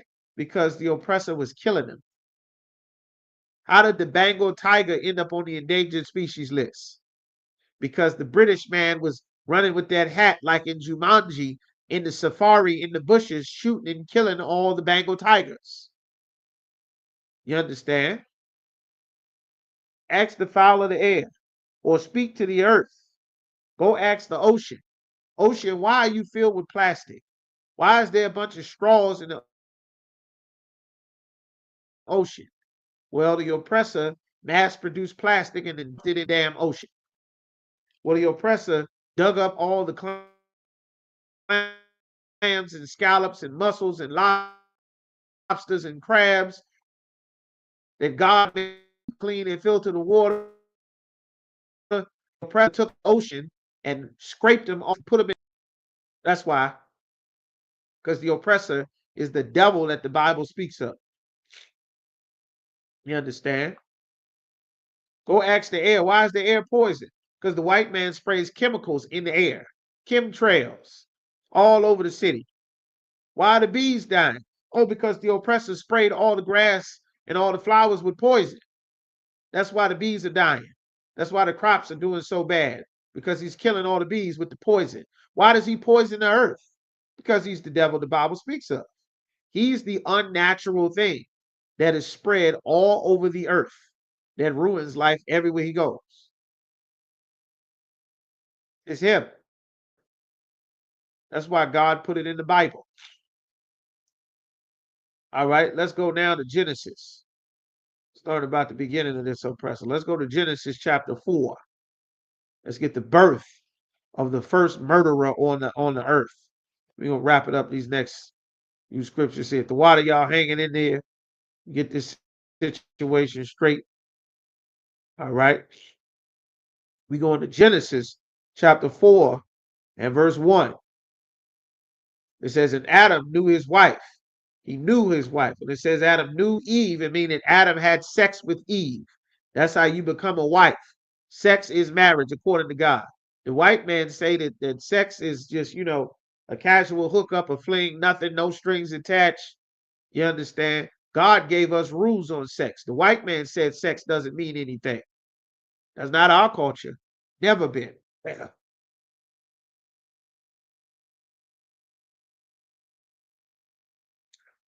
It says, and she conceived. He had sex with his wife and she conceived. She got pregnant. That's how it happens. And bare Cain. She had a boy, a son.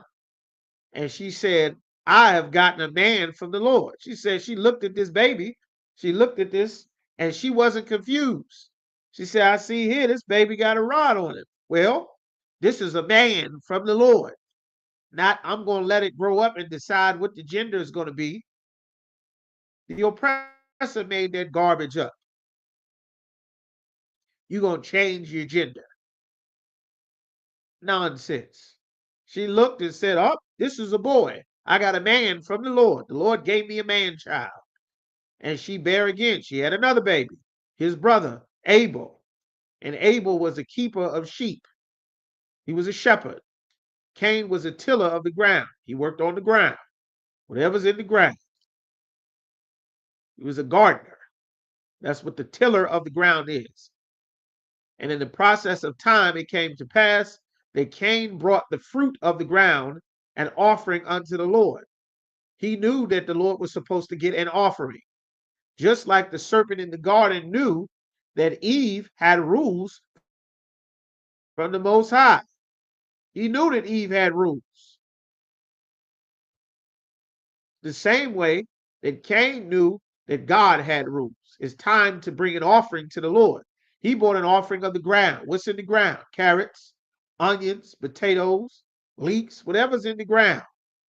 And in the process of time, it came to pass that Cain brought the fruit of the ground and offering to the Most High. And Abel, he also brought the firstlings of his flock and the fat thereof. He brought an offering. They both knew there was an offering they were supposed to bring. One bought what he wanted, the other one bought what the Lord required.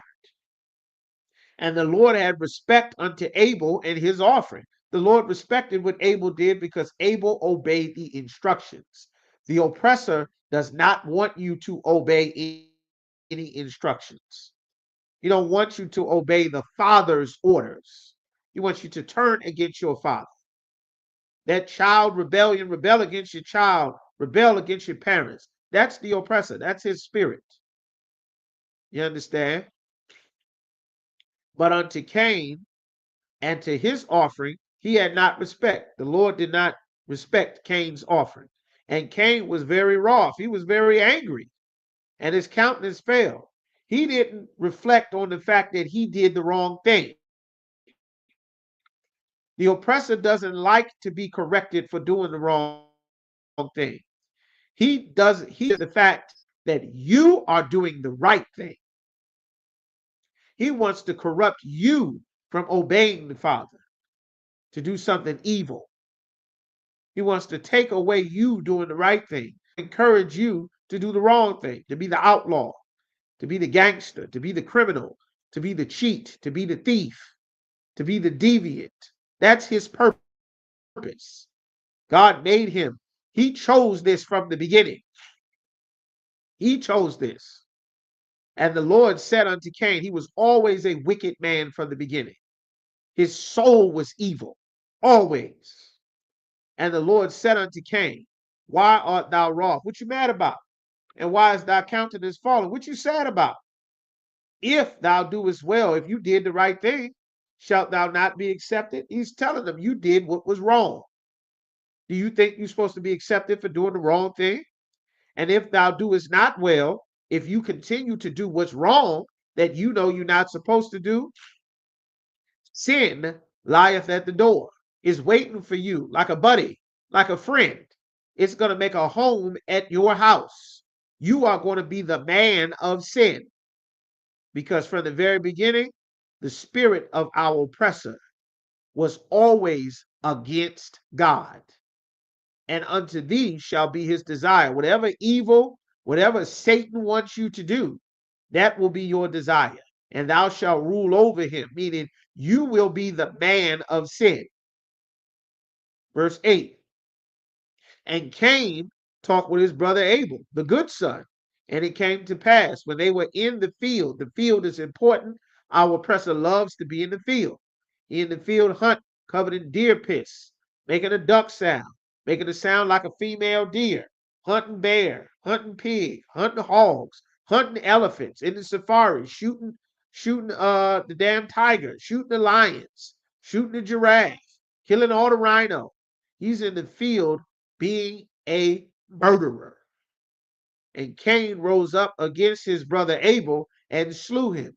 He killed his brother. He unalived and murdered his brother because his brother got favor from the Father, that he was unwilling to do what was required to be accepted by the Lord. This was his spirit from the beginning. He was always a wicked bastard. Who can make straight that which the Lord hath made crooked? He's always been crooked. There is no redemption for him. There's never been redemption for him. Not from Genesis, not in Revelation. You understand? This is something that God wants you to learn about the oppressor. You understand? And now when the Lord come to ask him, where's your brother? He said something evil, which you should never say in the truth. He said, am I my brother's keeper? Am I supposed to know where he at? Is it my job to watch him? That's an evil and a wicked thing that you should not say. It's an evil thing that Christians say this. I'm my brother's keeper. I am my brother's keeper. Don't say that. That's an evil thing from an evil spirit. And he said, the Lord said, what hast thou done? The voice of thy brother's blood crieth unto me from the ground. The voice of the murdered and the slain doesn't go away. They cry to God for justice. That's why we are still alive, are the children of those slain slaves. We are supposed to still be crying to the Lord for justice because the blood of our slain brothers and sisters and foremothers and forefathers is still crying to God for justice. You are an evil, wicked person to join a religion of another race of people that committed crimes and atrocities against your people. You're supposed to want justice, not join them, take their God and marry them and jump in their bed and have a family with them. That's an evil, traitorous thing that the Lord is very angry with. That's why our brothers and sisters are being abused by our oppressor. That's why Donald Trump is able to be cruel and evil to them because we are living lives outside of God's protection in Christianity, in Islam.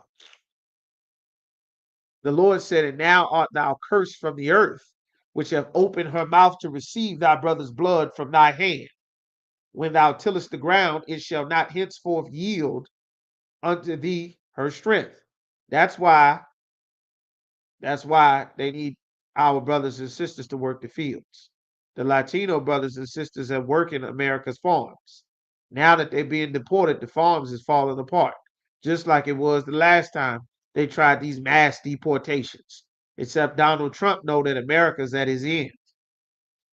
A fugitive, a wanted criminal, and a vagabond shalt thou be in all the earth. Everywhere you go, you're going to be a wanted criminal because you are the murderer. And Cain said unto the Lord, my punishment is greater than I can bear. Why I got to be punished like this? He didn't care that he took somebody's life. They don't care that they take somebody's life. They don't care about the people that they've murdered. They only care that now I have to face a punishment. I shouldn't have to be punished for taking somebody's life. You got to let me go. You got to let me off. It's time to cry. It's time to show my tears. You got to have mercy on me, even though I didn't have mercy on anyone when Christ returns. You understand? The evil that God is about to plague our oppressors with is going to be an evil, terrible thing that has not been seen from the beginning of all of human history. It is going to be terrible. You understand? So what else happened? Let's get some more. He said, my punishment. Behold, thou hast driven me out this day from the face of the earth. What is the face of the earth? That's the land. God drove them from the land. And from thy face shall I be hid. Meaning the Lord would not protect him. The Lord would not be with them. And I shall be a fugitive, a wanted criminal, and a vagabond. Someone on the earth that has no land that belongs to them. That's why they come from the caves of the Caucasus Mountains of Georgia, Russia. No land belongs to them. And it shall come to pass that everyone that findeth me shall slay me. They're going to find me and take my life because everywhere I go, they will know that I am the murderer. I'm the criminal. Verse 15. And the Lord said unto him,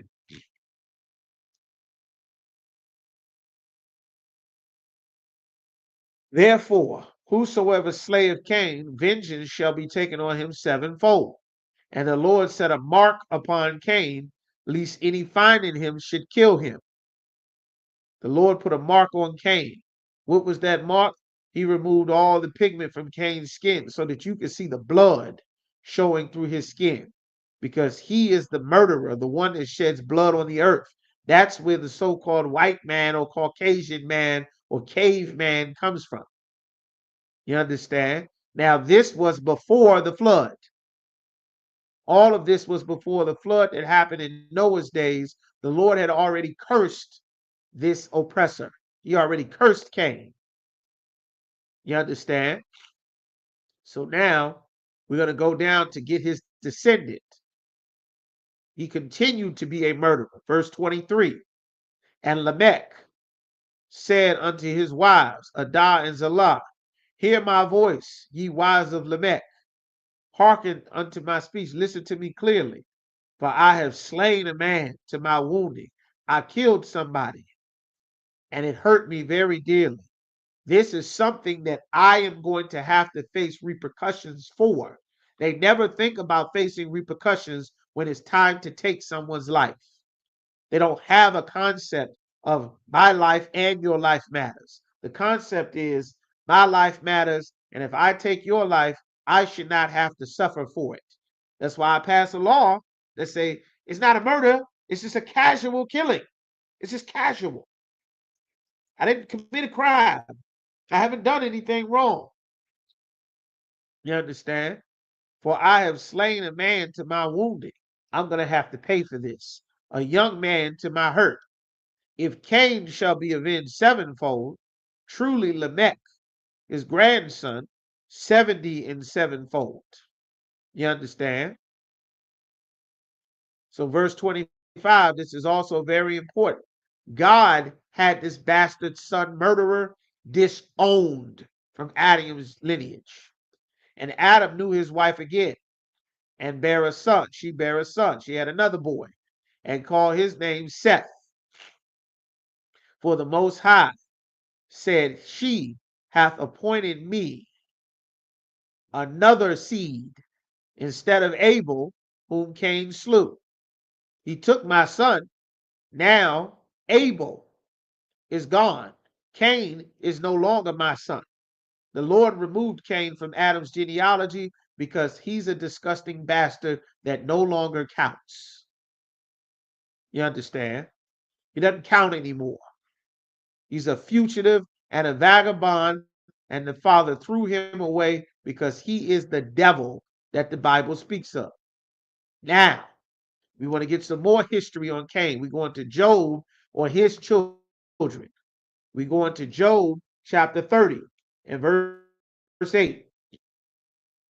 We'll get some more history of what happened to these descendants that were driven from the face of the earth. All right. It says, Job 30 and 1. Now they that are younger than I have me in derision, whose fathers I would have disdained to have with my. I wouldn't let them be around my dogs. Why? Because the person will have sex with a dog. I don't want them around my dogs. They are more of a beast than my actual animals are. Yea, where you might the strength of their hands profit me, in whose perish. Their strength is going to profit me.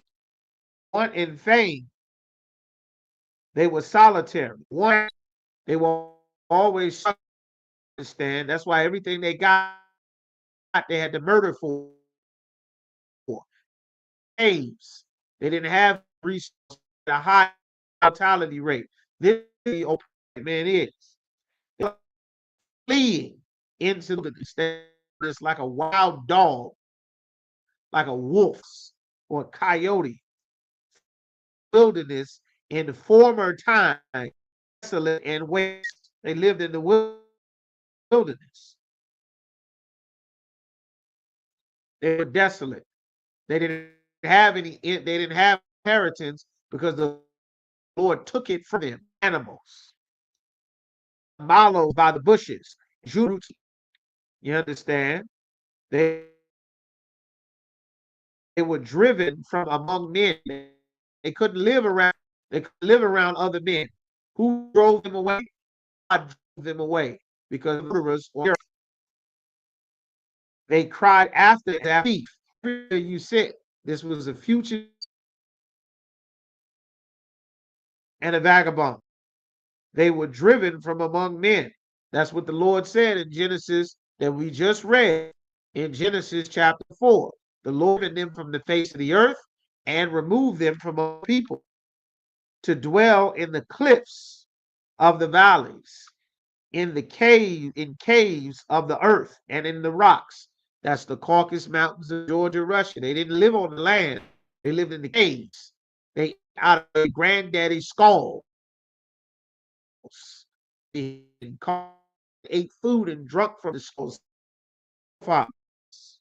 That's how. This is real, ancient biblical history of the oppressor. Real people. That's not a movies and television show. This really, you don't know that. You've been seeing them eat lattes and on TV. You see them on Disney. They teacher. You see them everywhere. You see them in a much better state now than they were.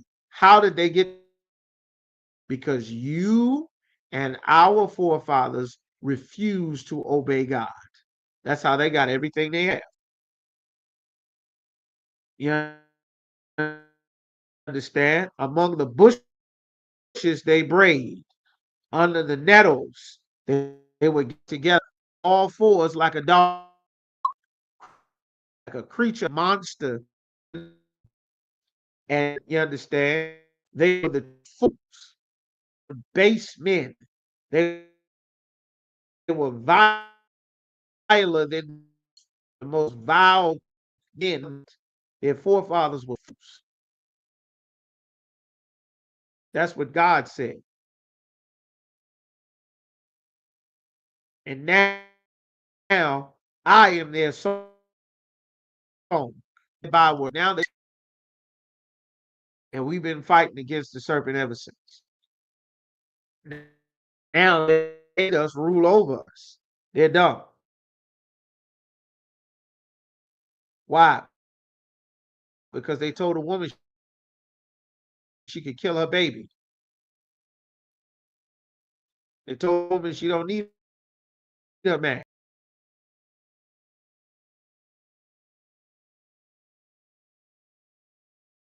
The country. Because they're the children of fools. God said this about them. You understand? So now, let's see, where do we want to go? We want to finish this off here with Romans chapter 9. We're going to get Romans chapter 9. All right, Romans chapter 9. And we're going to go down. We'll go to 13.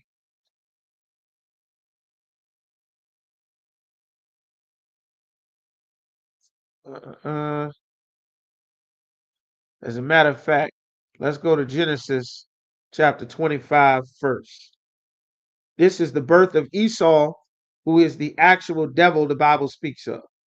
That was the backstory of the spirit of Cain and what became of him.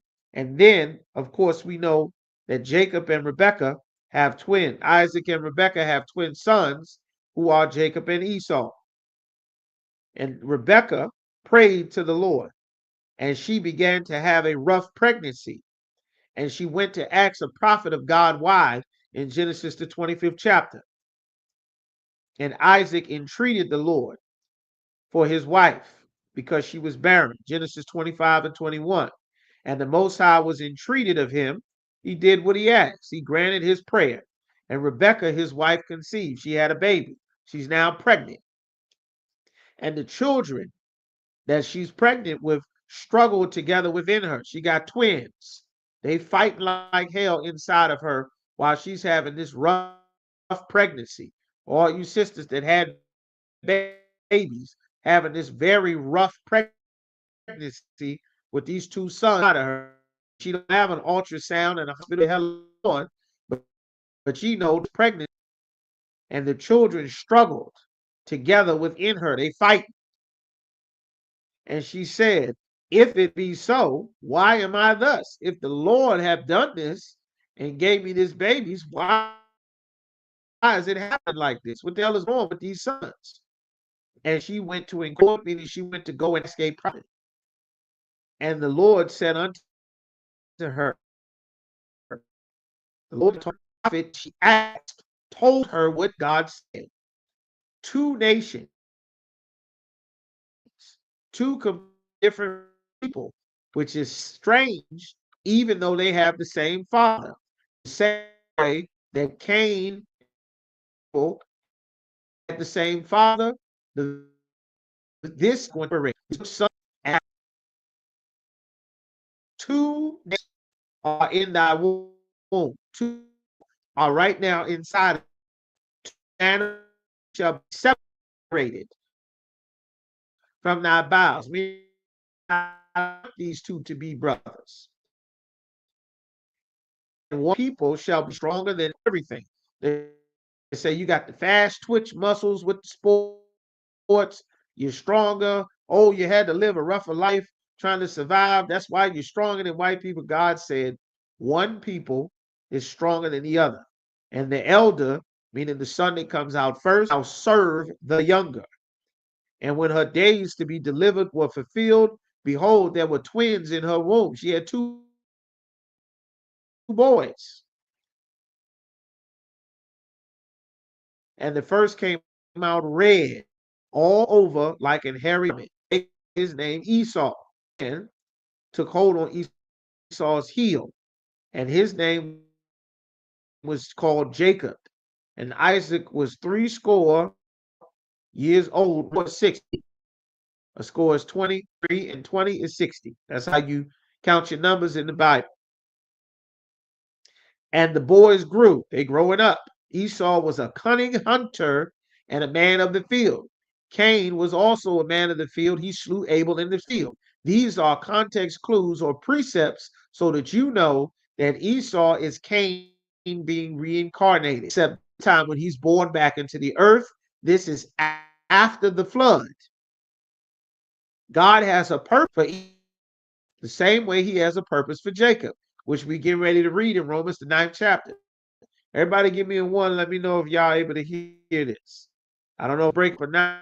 Y'all give me one. Let me know. Make sure the thumbs up. All right. Jacob was a plain man dwelling in tents. He liked to chill at the crib. You understand? So, of course, we know Esau, the father of Jacob and Esau. Esau sells his birthright because he's a bastard that couldn't give a damn about his father or his birthright, the same way that Cain didn't care about the instructions that the father gave him in the book of Genesis, the 4th chapter, when he murdered his brother. The right son that God wanted to have the blessing ended up with it. So what ended up happening? Cain now wants to kill his brother. Esau wants to now take his brother's life because the father chose and blessed him again because he did not honor his father. The same thing happened with Cain and Abel. The Lord now, just like it says in Ecclesiastes, the 3rd chapter, the thing which is past, God requires what you did in your past life. Esau has to pay for the crimes that he did as Cain. He doesn't get the firstborn blessing, and now he's born red and hairy all over the cliffs and the mountains and the caves. This is the history and the spirit of the oppressor. That's why they build skyscrapers and the penthouse and the World Trade Building and the Sears Tower and the Eiffel Tower. He builds a tower every goddamn where. That's his culture. He want to live 1,000 feet in the air, so far away from the ground. That's a spirit. That's his spirit. Now we go into Romans, the 9th chapter. It says Romans chapter 9 and verse 10. Verse 9. And it says, for this is the word of promise. At this time will I come, and Sarah shall have a son. And not only this, but when Rebekah also conceived by one, even by our father Isaac. The son that Sarah and Abraham had was Isaac. The son that Isaac had was, verse 11, for the children not being born yet. Jacob and Esau weren't born, neither having done any good or evil. They didn't do anything because they weren't born yet. That the purpose of God, according to the election, might stand. The Lord had a purpose for two separate nations of people being inside of Rebekah. That's what we just read about. It's not that they did something. God made those two with a purpose, not of works, not of what they did, but of him that calleth. This was God's purpose. And it was said to her, the elder shall serve the younger. As it is written, Jacob have I loved. God loved Jacob. But Esau have I hated. God always hated Esau. What shall we say then? Is there unrighteousness with the Most High? Is God wrong for hating Esau? God forbid. Hell no. For Moses, for he saith to Moses, I will have mercy on whom I will have mercy. Whoever I want to have mercy on, that's who gets mercy. I will have compassion on whom I will have compassion. Whoever I want to have compassion on, that's who gets it. If I don't want to have mercy on the other son, then the hell with him. Who gives a damn? What the hell are you going to do to me? I choose who to give mercy to. I choose who not to give mercy to. The water to two of y'all that answered when I said, put a message in there. If you can hear me, if you can see me, nobody else replied. All right. The water sister should call it the water rider. All right. If you replied, your message did not go through. I just want to make sure that y'all can see me. All right. That y'all can still hear me. Just let me know. All right. If you can hear me, let me know. So it says in verse 15, verse 16. So then it's not of him that willeth, it's not your will, nor of him that runneth. It's not the will of them that's doing the work, but of the Most High that showeth mercy. For the scripture saith unto Pharaoh, it's very key. This is what's happening to the oppressor right now. Even for this same purpose have I raised thee up. The Lord gave Pharaoh his power, that I might show my power in thee, that when I crush and destroy you, when the Lord destroys the so-called white man and America and France and Germany and Italy and Spain and Portugal and all of the wealth and power that they've had throughout the earth, when the Lord destroys them, and that my name might be declared throughout all the earth. Everybody knew the Most High because of the destruction that the God of the children of Israel did to Egypt. And everyone will know the Lord's true reputation again because of the destruction that he is going to do to America and all the governments of our enemies, and Amalek synagogues and armies, and the Roman Catholic Church, and the Pope, and Islam, and Christianity, and Egyptology, and militias, and everything else that we pray for, that the Lord send up these curses, because this is what it says God's will is in the Bible. You understand? So now we're going to skip down to verse 21. It says, have not the potter power over the clay of the same lump to make one vessel unto honor and another to dishonor? Meaning the Lord used the same clay to make it honorable. He made us honorable. He made the children of Israel honorable. Blacks, Latinos, Native American, man, woman, and child. We are the honorable people that the Lord made. And God made the oppressor to be a dishonorable people. You have beautiful porcelain dishes and tea sets and chinas and wonderful plates. And then you take that same porcelain, you can also make a toilet out of that you pee on, that you take a dump on, that you feast and filth and you spread it all in that toilet to be very. He the same porcelain, and he made the oppressor a toilet. At the same time, he made us wonderful, beautiful, and righteous, because that's what the hell he chose to do.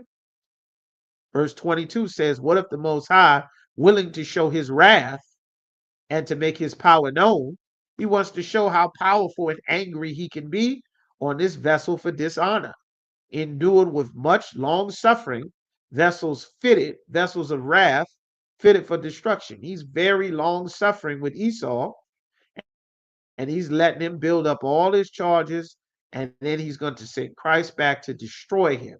And then they're going into slavery until they no longer exist. That's what God said. That's what it's saying in Romans, the 9th chapter. You understand? Why? Verse 23, that he might make known the riches of his glory on the vessels of mercy, which he had afore prepared unto his glory. Like he'd already set this up for us. That's why he said, I know thy tribulation, and I know these bastards saying that they the Jew and they are alive, thou art rich, because you are my chosen. And this is the patience of saying they are going to suffer endlessly and horribly. They've done, and they glorified, and in the children of the living God, that your is knowledge. We started out of 1 West 120 from New York. We're not affiliated with any other Israelite group. Rule for brother and sister. Brother and sister comes into the school, they're off limits for 6 months. They'll be saluted only.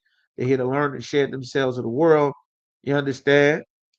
Tithes, which is a commandment from the Most High. 10% of any penny of any increase the Most High gives to you. Go right to ISUPK.com. Put it right there. Make sure you pay your tithes. Upcoming high holy days should be in June, the Feast of First Fruits. It should be coming up. Everybody be notified in that time. And lastly, if any brother wants to be a trooper in the school, be in all black, boots, shirt, pants, headband, war scarf. Contact the ISUPK school, whatever city or state that you're in. You understand? All right. And with that, one courtesy salute to the brother. With that, tune in right here, Lashawan Kwadash, every Friday. Taught by Officer Mintazah Quran, Officer Yagadar. With that, hey, listen, brothers and sisters, man. If you like what you hear, hit the subscribe button, man. Subscribe to this channel. And also, please, go to ISUPK.com and pay your tithe. Drop me some cash so we can move around this planet like we need to, man, and do the things we need to do. They're one West. They're one West. They're one West. They're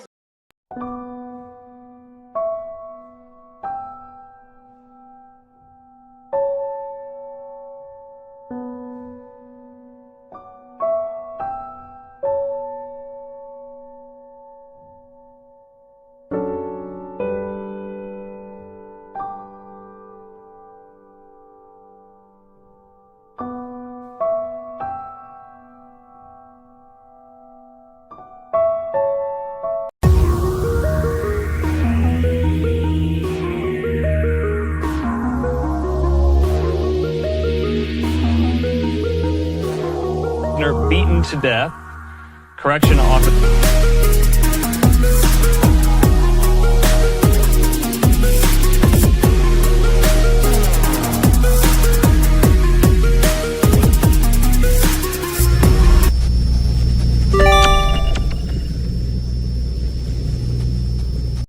Hey, listen, brothers and sisters, man. If you like what you hear, hit the subscribe button, man. Subscribe to this channel. And also, please, go to ISUPK.com and pay your tithe.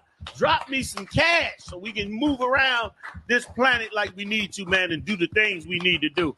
They're one West. They're one West. They're one.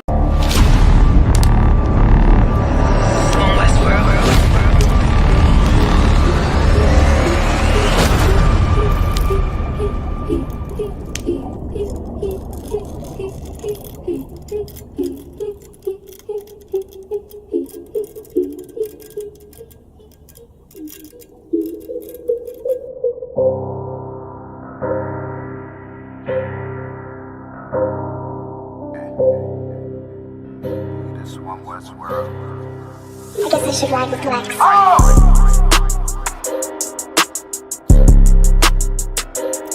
They talk about my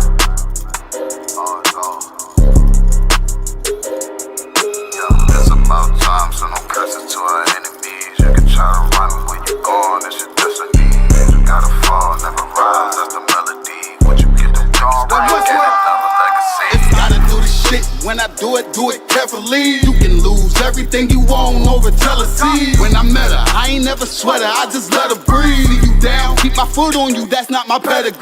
At your throat, I done took her oath, I pray I never leave. I'm a different guy, you're surprised, tucked in my sleeve. Boy, you fucking stupid, sold your seat for some bloody beef. True nation, cut the conversation, better keep it brief. It's about time, so no curses to our enemies. You can try to run where you going, it's your destiny. You gotta fall, never rise, that's the melody. What you get to witness, the beginning of a legacy. It's about time, send them curses to them enemies. You can try to run where you going, this your destiny.